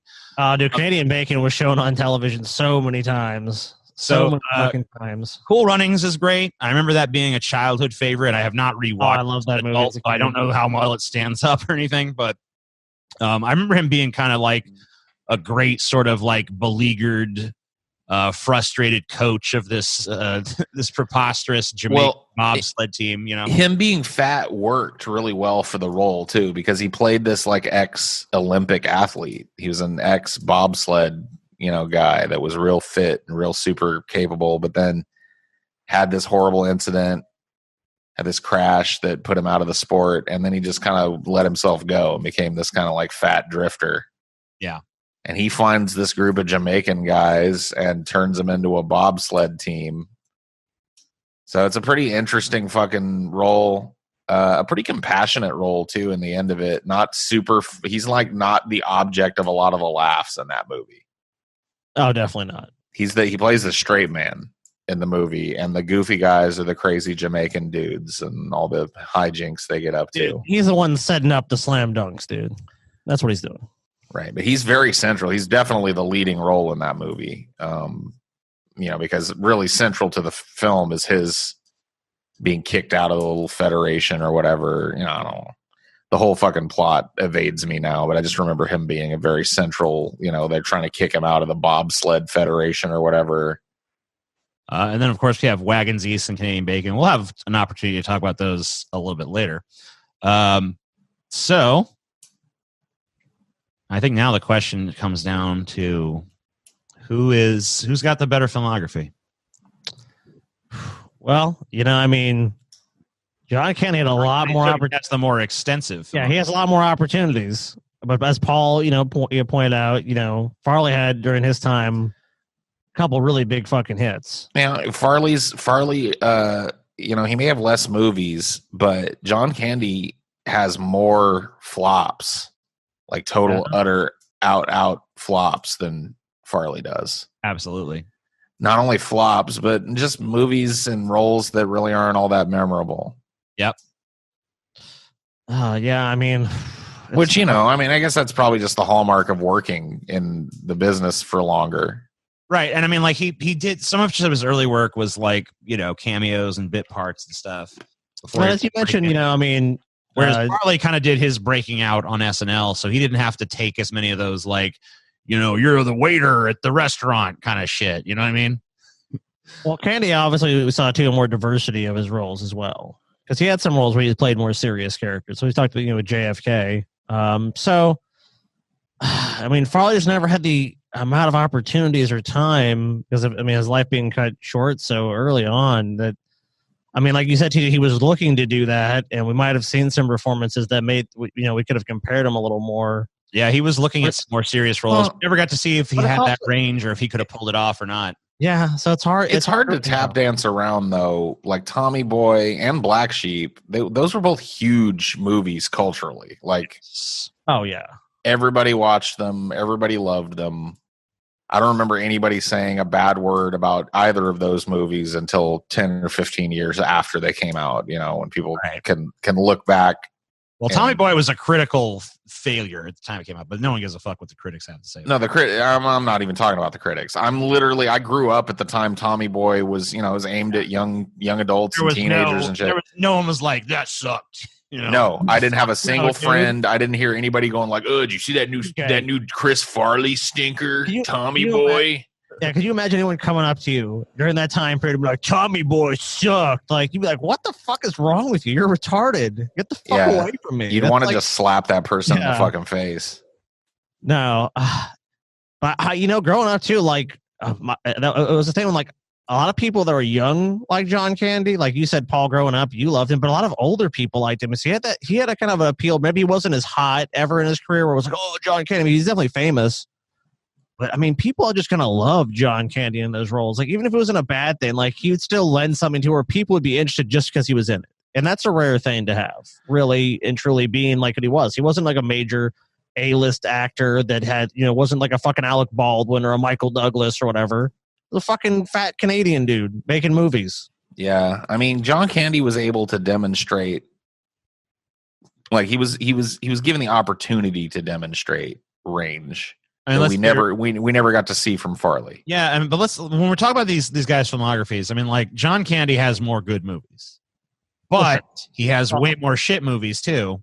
Yeah. Whereas Chris Farley, he's got less shit movies, but he's got way less movies overall. We're talking about 67 actor credits versus, let me see how many fucking we got here. So 67 actor credits for Candy, and we got 17 actor credits for Farley. Right, but one of those 17 is several seasons of Saturday Night Live. Right, of course. He did. So that's, he was on, there's a huge body of work. Right, but we're looking at films. Right. Yeah, so we can't consider those. It wouldn't be fair to compare television because John Candy really do television.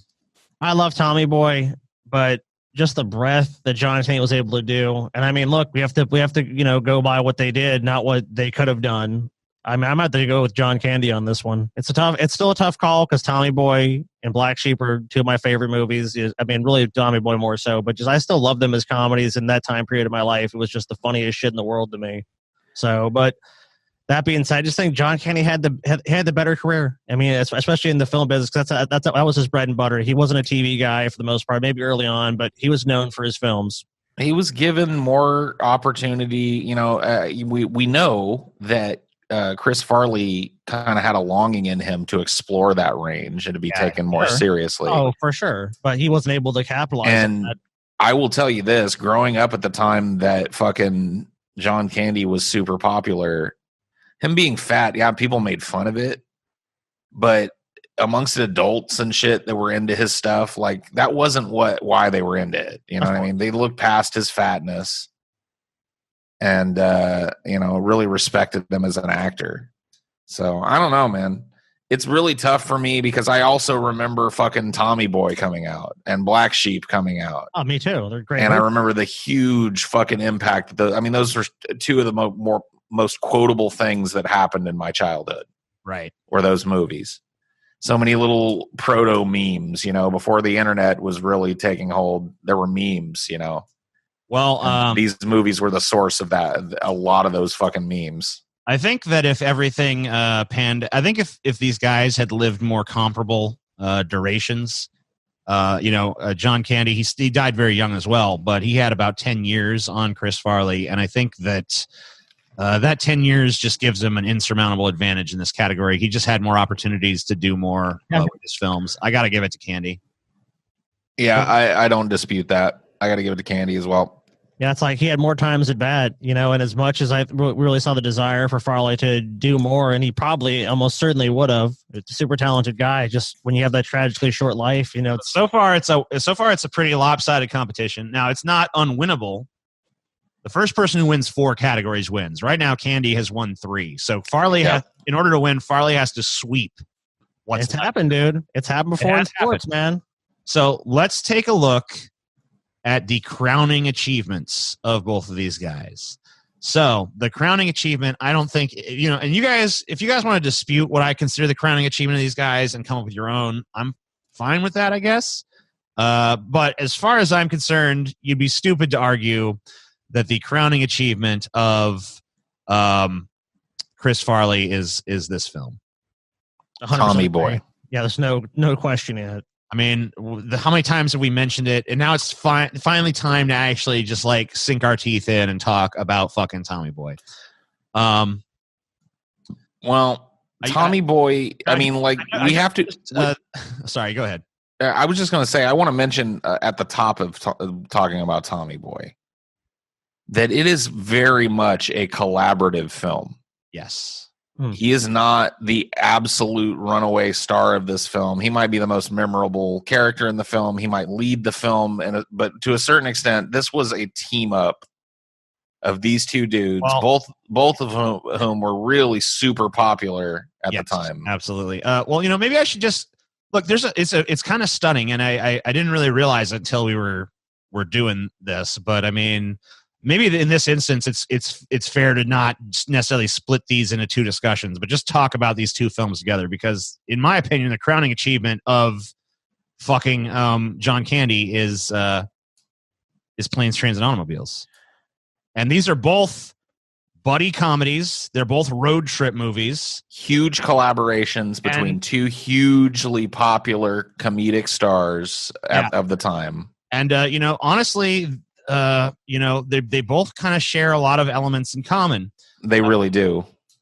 Now, I would go so far as to say that Tommy Boy actually does several scenes that pay direct homage, if that's the nice word for stealing, from Planes, Trains, and Automobiles. Now, I'm not going to hold that against it. I'm not one of these people like, oh, there's nothing more serious in the world than comedy theft.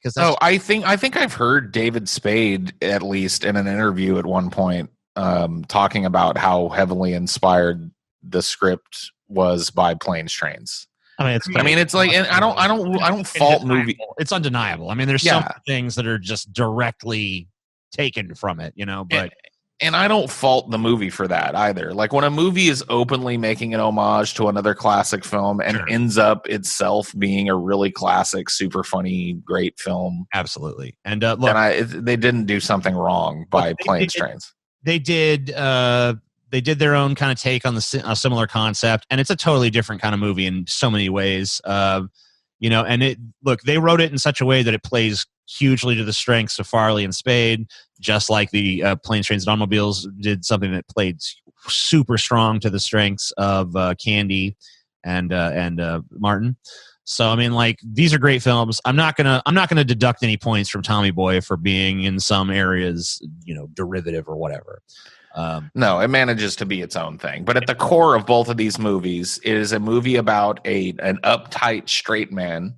Yes.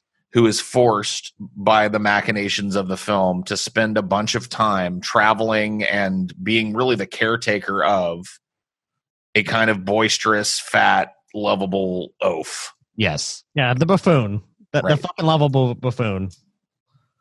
And it really is crazy how similar these 2 movies are. But while still being somehow, unique from one another, like having very different tones, I think. Well, I mean, it's just, the base premise can be repeated a lot and is, by the way, if you really spend time boiling movies down, you see a lot of repetitive story arcs. The hero's journey, is one of them. But I mean, you see a lot of these really base elements that are the same it's what you put on the bones that really matters in the end. And they're both very different movies. But it's kind of fortuitous that movies that do share so many similarities happen to be, in my opinion anyway, the crowning achievements of both of these actors. Well, you know what? With Tommy Boy 2, you had more of like a coming into your own story, which you didn't really have with Plans. You know, that they went a different way. Well, So, look, there's a reason for that, though. There's a reason why these movies are their crowning achievement. And to really talk about it, we'd have to talk at least briefly, or at least mention this dynamic, this duo,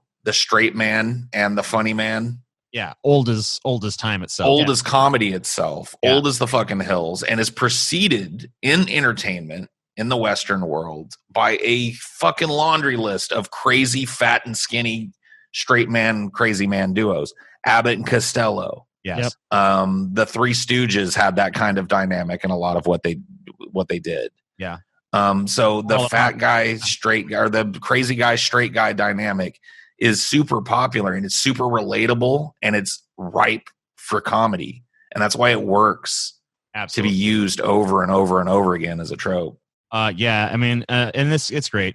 And the road trip dynamic is always, kind of great for these movies. Because if you're on because what kind of hijinks can you get up to on a road trip? You can create any hijink you want on a fucking road trip. Crazy shit, because if anybody who's been on some long road trip, and I know you guys have. I know you guys have crisscrossed this fucking country. I've done my fair share of long-ass road trips, too. And let me tell you, not all the time, but most times, some fucking crazy shit happens on a road trip. Yes. So, and you just got to deal with it. So it's just relatable. You know what I mean? Yeah. And it's a great fucking I don't mean to be no pun intended. It's a great vehicle for comedy.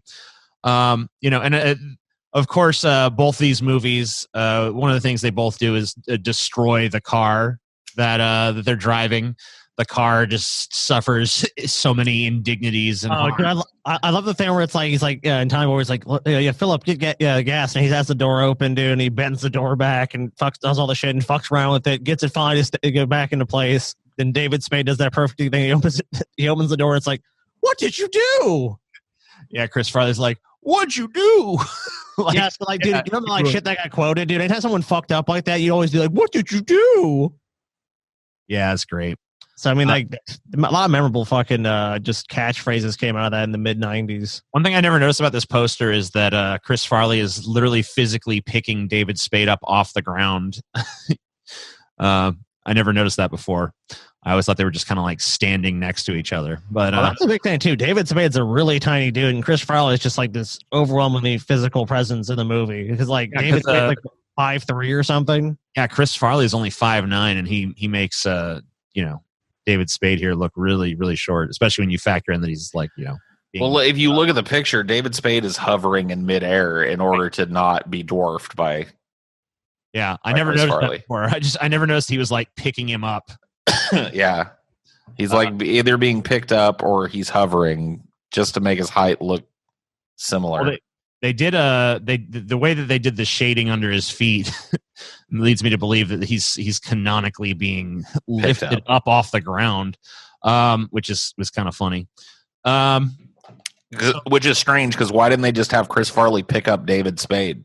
Yeah, I don't know. Yeah, because it's obviously fake. He doesn't have the body posture of somebody that's being held up against his will. No, he looks like he's standing there perfectly fine. But whatever. Who cares? Let me just say this. Let me get this out right away. Go ahead. Once again, this is a huge collaboration. And I, as much as I'm a fucking John Candy fan, I'm an insane Steve Martin fan. Yes. One of my favorite movies of all time is The Jerk. It always vies for my top spot. It is just one of the fucking absolutely best movies. I love Steve Martin. I love his whole shtick. And really, the shtick is what you have to blend together. You got two guys, like, it's the same thing with fucking Spade and Farley. Each of them had a shtick. Spade's was, I'm the uptight, snooty, aloof, tightly wound character. And Farley's was, I'm the crazy fucking backflipping fat guy that drinks too much or whatever. Right. And once again, here we see two different shticks coming through, the kind of hominess that is brought out of a lot of the performances of John Candy versus this really raw nerve of kind of tightly wound, eccentric, get away from me, kind of misanthropic comedy that comes out of Steve Martin. Yeah. So, but this movie is really good. It's directed by one of my favorite directors, John Hughes. I love the work of John Hughes, especially his 80s movies. Yeah, I mean, he kind of went to shit in the 90s, but yeah, his 80s films are pretty fucking dope. I mean, he kind of, I mean, like John Hughes is like the quintessential, I hope I'm using that word right, 80s director. No, actually, what you're thinking of, TJ, is he's the penultimate 80s director. Oh, yeah. No, John Hughes, say what you want about it, and it sounds a little stupid and snooty to talk about it like this, but he really tapped into like what young people were into. And he was smart for that. Like in the 80s, he really spent a lot of time studying young people, their fashion, the way they talked, the way that they interacted. And he capitalized on a market, like a burgeoning market of young people that had enough expendable income to go to the movies, and made these really super duper fucking iconic films. And this is one of them. Like, this is one of the iconic films of John Hughes.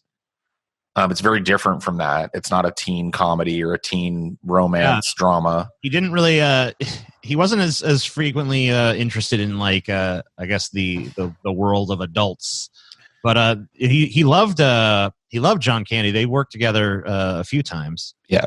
I believe didn't he also do Uncle Buck, or am I misremembering? Yes. Yeah, he did do Uncle Buck as well.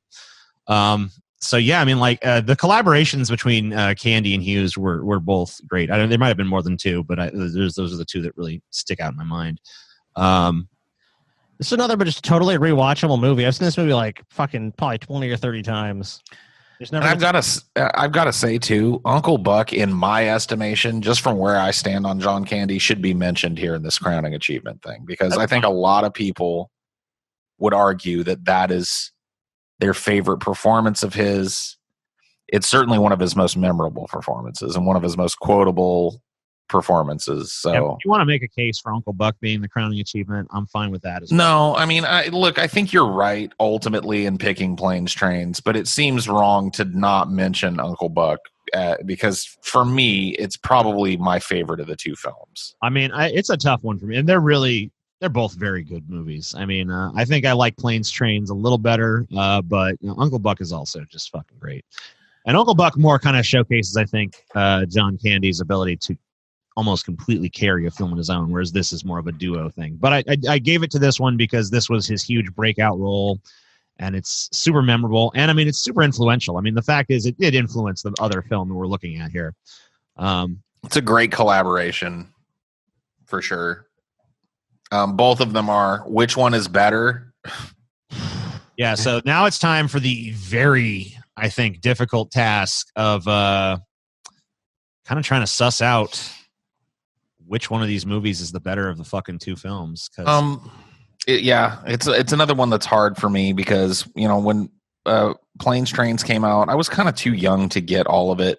Yeah, sure. I mean, it came out before I was, not before I was born, but I was like, what? Right. 2 or something? I don't know. I was like 6 or 7. But I watched it much later. I think I watched it for the first time when I was around 10 or 11 maybe, and then I've watched it probably every year or two since then for my entire life. When I went back and watched it as a teenager, I really came to appreciate it because I was worldly enough by that point to get most of the jokes and references being made, and I understood what was going on. Oh, dude, the rental car scene in that movie, out, and he goes to the counter, dude. That's just one of the best interactions. They purposely kept the movie sort of PG-13 by avoiding those F-bombs. But they felt so strongly that he had to go on that F-bomb laced sort of tirade in that one scene. That's the only reason the movie is rated R. And it's one of the examples of like the really intelligent use of cursing. Oh yeah, but Hughes stood by his guns. Like, no, this scene has to be this way. This is how it's going to be funny. This joke is too good. It's too memorable. We have to include this, even if it does give us an R rating. And they did it that way, and it was a course, and it worked. It works so brilliant fucking brilliantly. decision because it's one of the most memorable scenes of the movie and probably a movie history for me. If you watch Planes, Trains on network TV, which I've actually had the displeasure of doing, that scene is so sad because they dub in freaking. They have a dub artist that says, I was on a freaking highway, and then a freaking freeway, and then a freaking subway, and then and then I went to the fucking shit house, and I went to the outhouse, and I went to the poorhouse, and I was at the, you know what I mean? They dub out all the fucks and replace them with freaks. And then the scene ends with, "You're freaked," probably, I guess. Yeah. You are freaked. But yeah, no, that's a great scene. It's one of the most memorable and talked about scenes in the movie for a reason, because it really is like a big exclamation point in a movie that's pretty clean and pretty pedestrian and easy for kids to watch. And then all of a sudden you have this really raunchy, well, not raunchy, but really judicious use of what at that time was like the worst curse word, Fuck is the worst word that you can say. Fuck never is the heard worst cunt. word that you can say. You never heard cunt in a mainstream movie back then. So fuck was really the top. Fuck was king shit in the cuss word. Yeah. Steve Martin should have looked right in the eyes and been like, listen here, you fucking cunt. Oh man. I can't even imagine what would have happened. People's heads would have exploded. I love it. Okay. But with Tommy Boy, I was, right at the right age that, it was kind of aimed at me. I was in the age category that this movie's clearly aimed at, and I got it immediately. Yeah. So, absolutely. Yeah, me too. I mean, a lot of brilliant scenes in that movie. The one that sticks out to me, I always love, was when he's office trying to pitch to sell the parts, and he has the little car. So you're driving along in the little car, and oh my god, that was great. There's a lot of little small fucking nice little bits scenes, where he convinces the waitress to give him the fucking chicken tenders because he makes some speech. It's not even really a great speech, but just he finally starts connecting with hey, this is how I can make people using empathy for me. Instead of me just being over the top, empathize with my plight a little bit. And then he's sick. Yeah, it's just the fat guy, the shut up, Richard. There's so many nice little fucking things about Tommy. I've got to tinkle real quick while you guys mull this over. I'll be right back. Yeah, go ahead. We're mauling it over. I don't know. This is a tough one, man, because I feel like what you're really buying is a guaranteed piece of shit. There's a great 90s edge versus they kind of almost 80s, but with the exception of the rental car scene, almost like an 80s kind of wholesome movie. Because Steve Martin just wants to get back to his fucking family. Oh man, I love one of the things I like about Tommy Boy is how much it kind of wraps itself up in the world of sales and salesmanship and sales tactics and stuff. Oh yeah, that's kind of cool, bringing that sort of aspect into it. Because traveling salesman, it's not as common a job today as it used to be, but it's still a fucking job. And so it's kind of neat to take even if it is an over the top kind of absurd take the life on the road to look at it. The weary travelers, because it's you're on a journey. So you're on a literal journey in the movie. So it's just who can appear. You just have that kind of freedom where it's the film can kind of go where the fuck it wants. It can take the location, okay, now we're going to be in this set. Now we're going to be here trying to pitch this guy.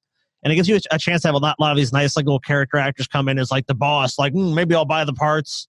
So you get to see his horrible fucking pitch and just watch him crash and burn. So, one of the key differences I think between these two movies is the tone of Tommy Boy is way more over the top than the tone of Planes, Trains, and Automobiles. Planes, Trains, and Automobiles can go kind of madcap here and there, but it's mostly a pretty grounded story about two pretty believable characters. Tommy Boy, you have Tommy, who is, of course, just about a million miles over the top. And you have David Spade's character, Richard, who, is just an unbelievably uptight, smug piece of shit who is way meaner, I think, to Tommy than Steve Martin's character is to Dell. One thing I really loved in the movie is where Tommy's you know what, Richard, you try to go sell the thing. So Richard thinks he's a little slick shit sales pitch. And it's I don't like you. This. The guy just goes on that fucking tirade and just destroys him. It's a really great scene in the movie too, because it just knocks Richard down a peg, which is sorely needed in the movie. I I mean, are you like? Look, we can sit around and blow these two big fat old bastards for as long as we want. You know what I mean? I'm down to sit here fucking all day till the sun goes down. All right, let's do it then. Sucking these two big bloated motherfuckers. Fat dicks, yeah. But when it comes down to it, Planes, Trains, and Automobiles is the better movie. I mean, it just shit. Paul throws his hat in the ring. Yeah, I mean, but it kind of it sucks the suspense out. But I mean, like, here's the reality: Tommy Boy is a funny movie. Planes, Trains, and Automobiles is a funny movie. Tommy Boy, what's a classic? I mean, you know, but the thing about Tommy Boy is it doesn't have the heart that Planes, Trains, and Automobiles has. It doesn't work as well as just like on every level of a movie. And like, I don't revisit it as much. Like, I watch Planes, Trains, and Automobiles at least once a fucking year. I don't watch Tommy Boy once a year. I maybe check it out every few years. The last time I watched Tommy Boy, and this is not to underscore it, because I was jazzed about Tommy Boy when it came out for a long time. But the last time I watched it was not that long ago. And I got to say, it's still funny, but a lot of the shit didn't land as hard as it used to with me. It hasn't aged as well as Planes, Trains has aged. So dude. King Candy, like, I got to be honest with you, dude. I foresaw this. I like the Oracle of Prophecy, dude. I knew that King Candy was going to be a tough fucking contender to dethrone because. And you know, I have to side with it. I mean, I hate to suck any sort of suspense out, but John Candy's going to win this thing because I got to go with Planes, Trains, and Automobiles as well. I think you have to. I mean, look, few films bridge that generational divide, stand the test of time, are that rewatchable, that entertaining, have such great performances, have such memorable scenes where it's like, you know, a lot of times we talk about movies like, oh, I saw it forever ago, and I think something happened like this or that. You know, it's like that's a movie we could talk about right now and describe most scenes or the entire plot just off the top of our heads. But now, Scotty, it's time to talk about the low points. Oh boy, it's time. We might deduct some. Hey, if the low points are low enough, maybe we'll consider deducting some points and putting somebody back in the horse race here.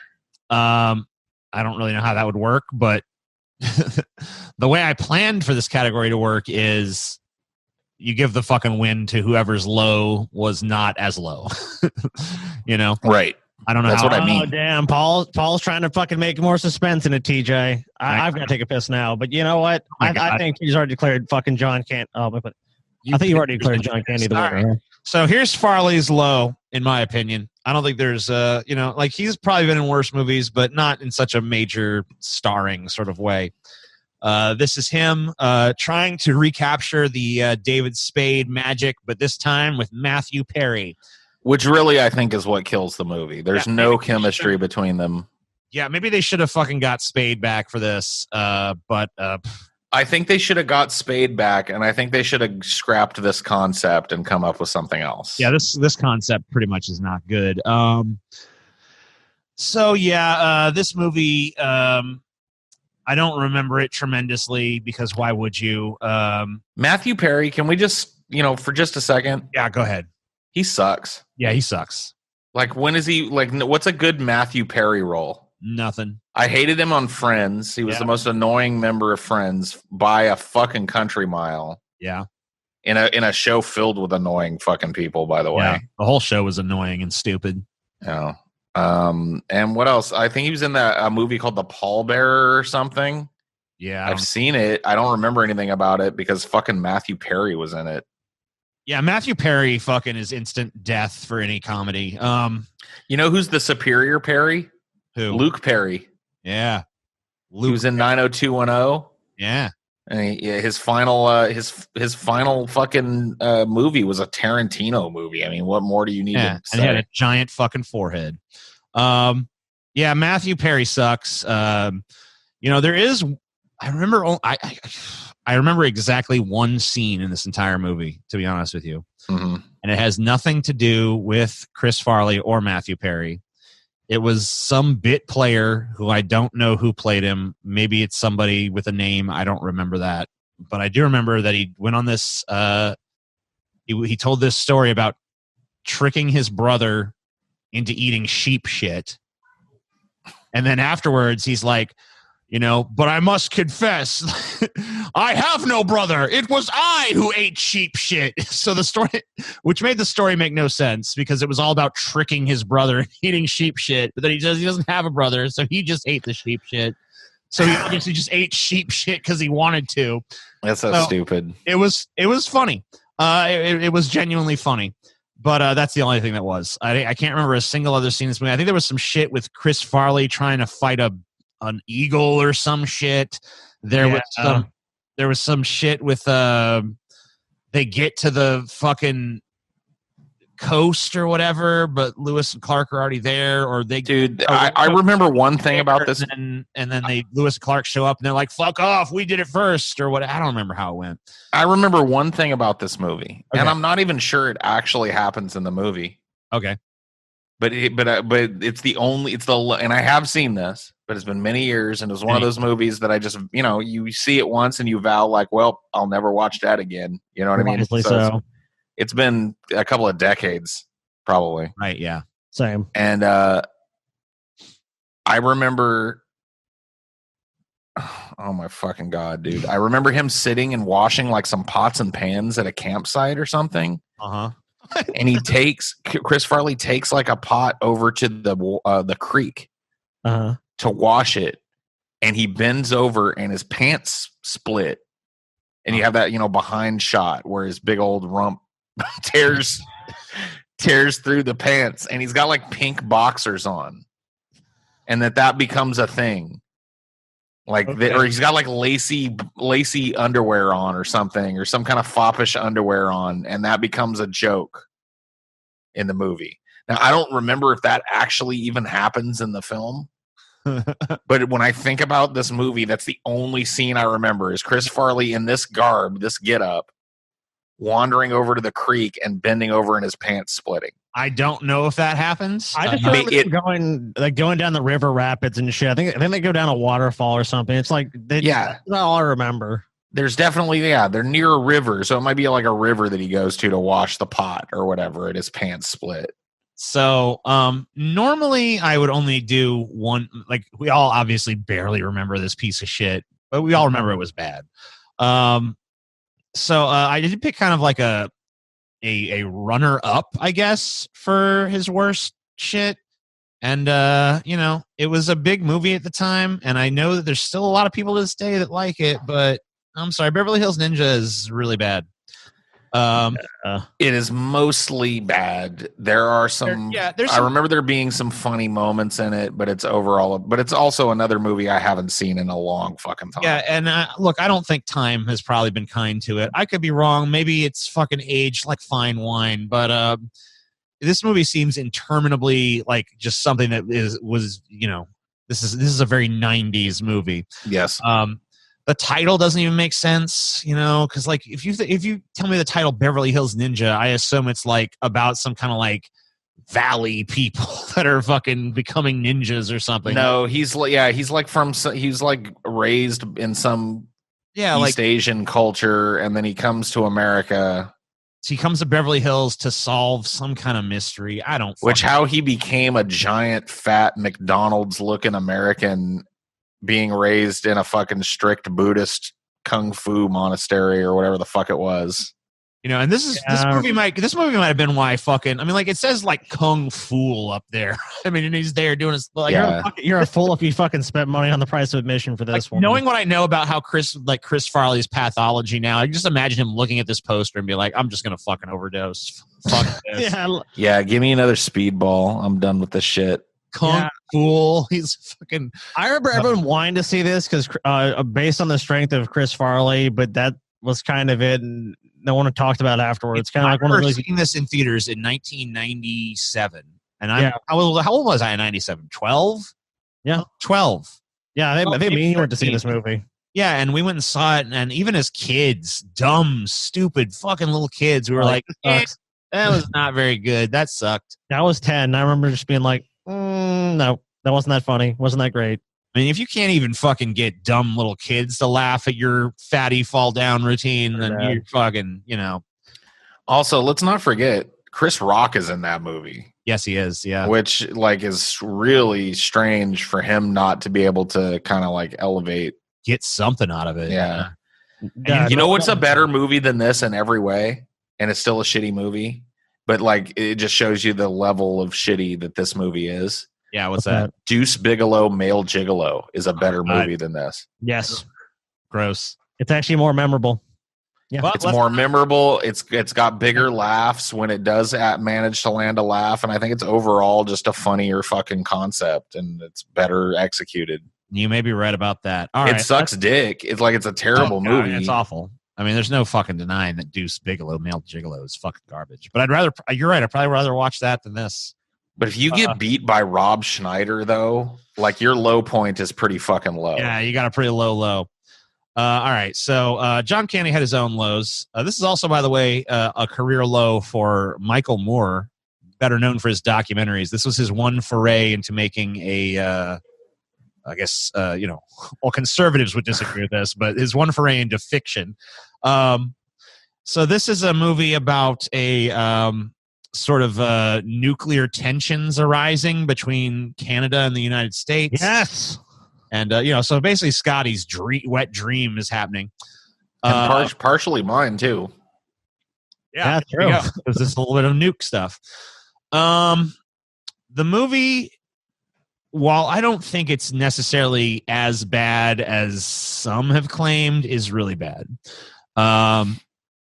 I've only ever seen bits and pieces of it. I've never actually sat down and watched from start to finish, but I've seen a pretty healthy chunk of this movie, and the quality is not great. No.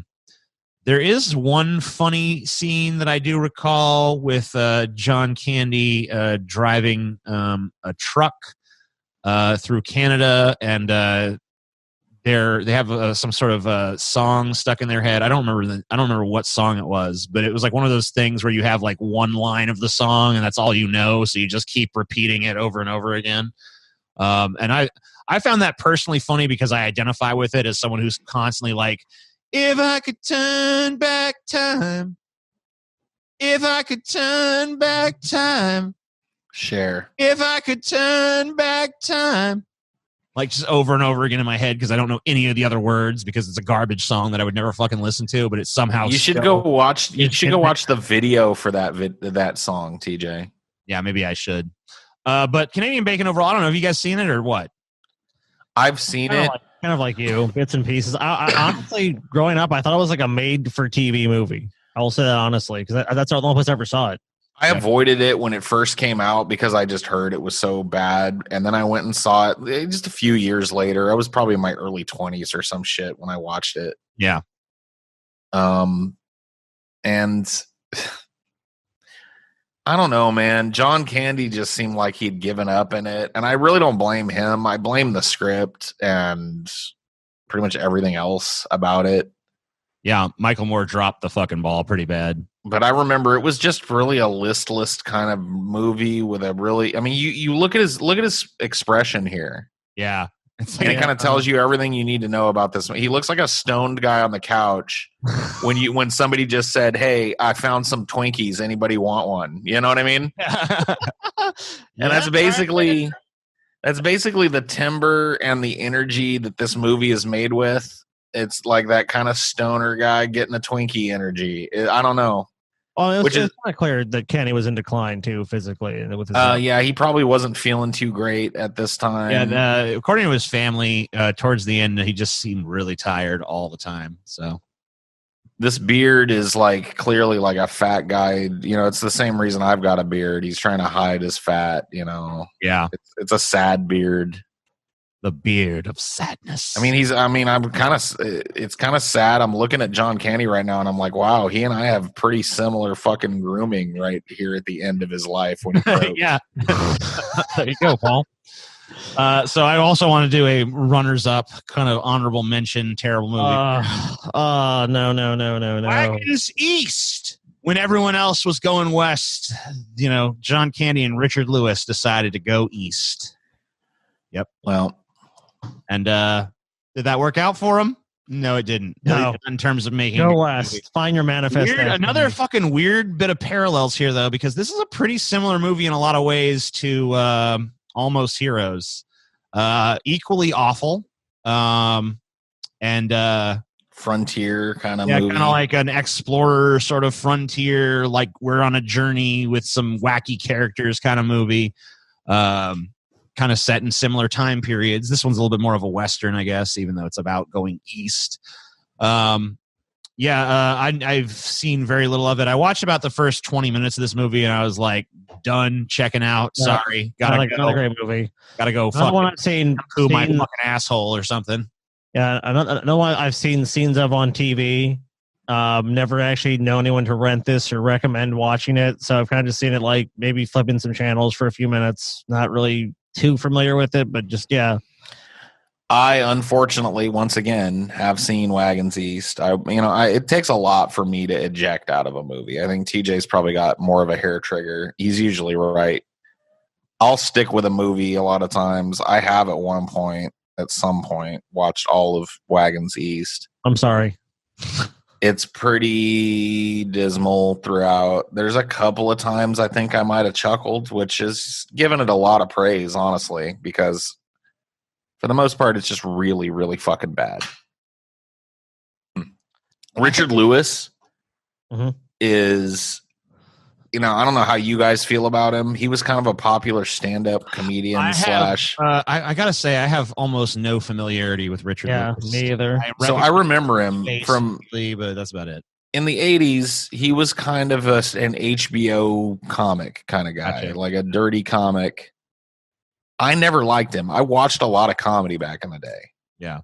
I got all the HBO specials on tape from my aunt. So I would sit and watch all these fucking comedians. And I never liked Richard Lewis. And he was popular back in the day, man. People, he was not the most popular comedian in the world, but he was making a lot of money. He was doing a lot of gigs. And a lot of people were into what Richard Lewis was doing. I never, ever understood it. He's been funny a couple of times, I guess, in the shit that I've seen him do and the movies I've seen him be in. But in this movie, it just never clicked with you. His kind of like shtick of and it's hard to explain without sounding like on Andrew Dice Clay kind of thing. Is it? Yeah. It's kind of but Jewier. Gotcha. Like I hate like Jewy Dice Clay. Yeah, Jewy Dice Clay, but watered down. Yeah. Okay. That's kind of what he had this constantly exasperated New York Jewy kind of thing. You know what I mean? Like it's stereotypical almost. Right. What am I doing here? Yada, yada, yada, yada, blah, blah, blah. Yeah. What do you talk to me, baby? Come on. Like that kind of like, I don't even know how to fucking go beyond that. Do you remember how the movie ended? How does Wagons East end? I don't. Unfortunately, I don't remember how any of these movies end, though. So it's no points deducted for that. Okay. Well, yeah. Okay. So this one should be relatively simple. If you got to sit down and watch two movies, would you rather watch Almost Heroes and Beverly Hills Ninja, or would you rather watch Canadian Bacon and Wagons East? Fuck, dude. This one is actually pretty easy for me. It's easy for me too, but I'm curious if it's easy in the same direction. I would rather watch Beverly Hills Ninja and the Chris Farley offerings than the fucking John Candy offerings again. I have to 100% agree with that. Yeah, I haven't seen the other two, so I'm more familiar with Farley's work as well. Canadian Bacon specifically is a really listless film that is really shitty. I feel like I'd just be sad watching those. They suck. At least with Beverly Hills Ninja and Almost Heroes, I still would kind of get to enjoy the freneticism of Farley's performance. Yeah. Whereas I feel like he was still giving it his all, even if the movies kind of sucked and didn't deserve it. John Candy kind of knew these movies were shit, and he was really kind of old and tired. I mean, he wasn't old, but he was really tired when he made them, and it just kind of shows. Yeah, he had advanced heart disease. It was probably just like make some more money. It's really just you don't even get the fucking good. John Candy was there for a paycheck, and you can tell by like the fucking cover fucking photos. Like Canadian Bacon, he's like, Wagons East, like this guy right here. So another one for Farley, and as you guys remember, I wanted to keep the last category a secret.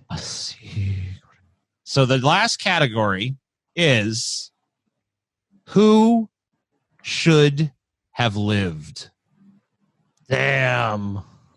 Oh, Category, TJ. This is a fucked up category, dude. I know. That's why I saved it. Oh, shit. Fuck, dude. You're an asshole, TJ. Right. Now, Paul, this is going to be of special interest to you, Paul. Yeah. You're fascinated with cursed films, right? Mm-hmm. Now, we know from your episode that both Chris Farley and John Candy were up for the role of Atuck, the incomparable, or the incomparable Atuck or whatever. Yeah. They were up for the title role of that. And, they both died, which is why you had Atuck in your cursed films list. But did you know that they were also both up for 2 other roles? Which were? One was they were both up for the role of Ignatius Riley in A Confederacy of Dunces. Wow. And they both died. And that's actually the reason Atuck was shelved is because so many people who were considered for the role died. Confederacy of Dunces is the same way. I think that actually some other people who came up for that role died as well. Damn. And the third role that they were both up for was as Fatty Arbuckle in a biopic about Fatty Arbuckle. So all 3 of those films are considered cursed, and all 3 of them have been shelved for exactly that reason. No one even wants to consider making them after so many people who were, pitched for the lead roles died. So those are the trinity of cursed films that might have killed both John Candy and Chris Farley, if you believe such things as curses. That is pretty What crazy. is the category asking us to do? Like, we can revive one of them kind of thing, or they would have gone on to have a longer Basically, career? like if you could fucking wave a magic wand over history and be like, this person lived and went on to create more works. Damn. So anyway, the reason I bring up those cursed films is not just to fucking highlight the curse, but also to tell you kind of some of the roles they were looking at doing in the future. You could just kind of imagine both of them as Atuck. I don't really know much about that. I know a little bit of Ignatius Riley from A Confederacy of Dunces, set in New Orleans, kind of a ridiculous, sort of obnoxious character. So Confederacy of Dunces, both of them looked at that. But that, by the way, was the main role I think that Chris Farley was looking for to kind of change his image and gain some respect as a more of an actor. And then Fatty Arbuckle, of course, those biopics tend to be good Oscar bait and stuff like that. So it could have been a potential chance for critical acclaim for those. Also guys. fertile ground for like serious acting. Right, of course. So these guys were both kind of looking at like, oh, I want to do something that's a little bit more important in drama, especially Farley. He was desperate for something like that. That was going to kind of change this like, clown image he was really obviously, very conflicted about. Kung Fu.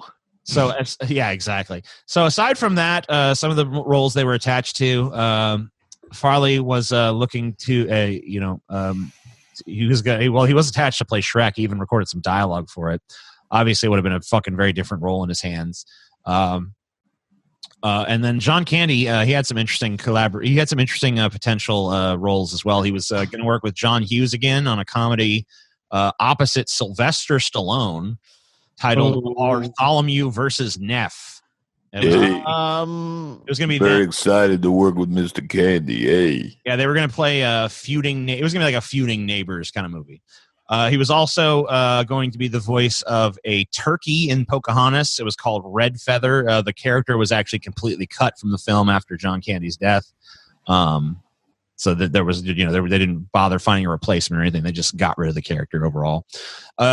So, we don't know a tremendous amount about what these guys were looking at, but those 3 movies, those 3 big movies that I kind of listed at the top are kind of the major, things that indicate the direction that both. Right, but one can only speculate what they would be doing. I mean, you have to really think about this too. I mean, with Chris Farley's life being cut so tragically short, this is a category where it's hard not to vote for him just on that basis. Well, remember though, John Candy was only 43. And no, plus, I get that, and he had family stuff too. So you got to factor in, John Candy was kind of here's the thing. John Candy, at the end, he was kind of like he was kind of making films were like I know like the Pocahontas thing. That's more of a family role, right?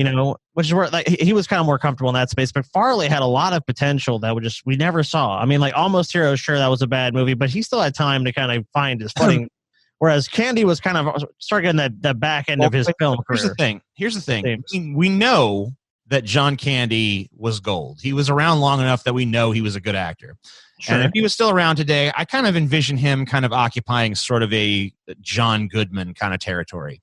With Chris Farley, we don't really know, because he might have tried to do the jump to like more dramatic roles and totally sucked and just not worked. Yeah. And he might now be in the position of someone like Rob Schneider, where it's just like he's a joke in and of himself. And he's a has-been. He's washed up. Yeah. Right. He could just be in that has-been boat, or he could have fucking successfully made a transition and showed he had a lot of range and been a respected actor today. We really don't know with him. So there's a lot more of an X factor there. I would also point out that, aside from their professional lives, I mean, John Candy did have a family and some kids and stuff that, obviously you'd be doing them a favor if you wave that magic wand over him. I don't know if that's a factor at all. I mean, I'm sure Chris Farley had people who cared about him as well. Damn, dude, your bias is clear. Like, John Candy had a farm and a family and children. Yeah, I mean, Chris Farley had some shit going on too. Ostensibly, I mean, he didn't come from nothing, but I mean, if you want to limit it just to the professional stuff, we don't really know. I mean, it seems like John Candy to me is like the safer bet, because we know that he was capable of doing good work. And obviously Chris Farley was too, but we don't know if he was capable of doing the kind of work that he was really trying to get into, which is not necessarily drama, but he was trying to shed the fucking fat clown, fat guy, fatty makeup boo-boo kind of shit that, he was. I think that his opinion.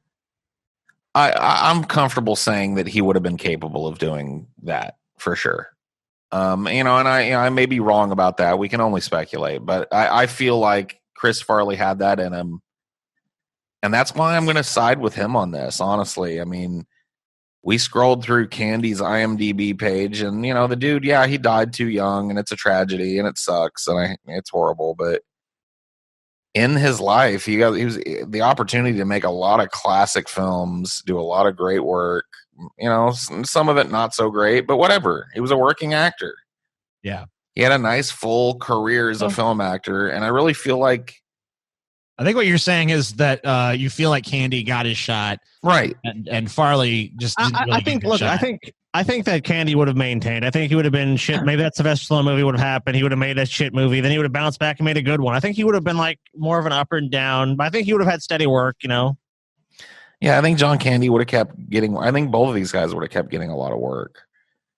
But it really piques my curiosity more, I guess, to see what Farley would have done. Yeah, I like to roll the dice on Farley. So I'm going to have to vote with Farley as well. I really like to see what would have happened with him. And I agree. I think that it is kind of tragic. I think his life was cut more short. I think he had a lot more to offer the world. I think Candy kind of showed us what he had. I mean, maybe there was some more depth to what he could do. But I think I really think he'd be a respected kind of John Goodman-esque sort of figure at this point. But I think we saw most of his range and most of what he could bring to a film, and there's nothing wrong with that. You're always going to reach that point where you fucking shown all your tricks, and then it's just a matter of like using them in the right place. But I don't think we saw all Farley's tricks, so I think that's why I got to go with Farley as well. So it does even out a little bit in the end. It is 4-3, but Candy does win. Yep. And I'll show you the scoreboard now because I haven't showed it throughout the episode. But there we go. So we have here, who had the more compelling life story? John Candy, unanimous decision.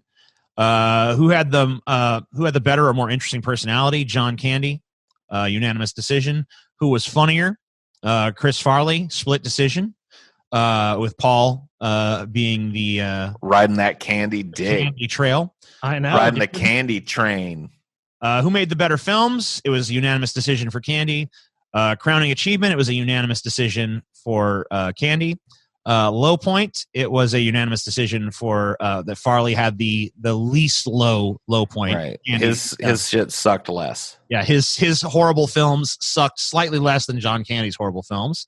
And who should have lived? We unanimously agree that Farley had more to offer the world, and that he could have been something. I mean, he already was something special, but he could have maybe been something a lot more special than even how we think of him today. So that's basically it, right? I mean, there's nothing more to say than that. No, I think that's pretty definitive. I mean, these lists, say what you want about them. That came out. Yeah, these kind of competitions, these versus episodes, say what you want about them. They are pretty fucking good at kind of like sussing out who wins in these situations. So yeah, and I mean, I went into this with a strong inclination that Candy was going to win, but I tried not to think of that too much as I was structuring things. But yeah. I kind of felt like that was the inevitable direction it was going to go.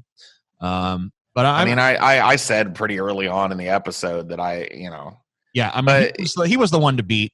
I think that Farley definitely came in as the underdog, but I think that I walk away from this honestly with a deeper respect for Chris Farley and his legacy, and and also a deeper sense of sadness about the potential that was lost.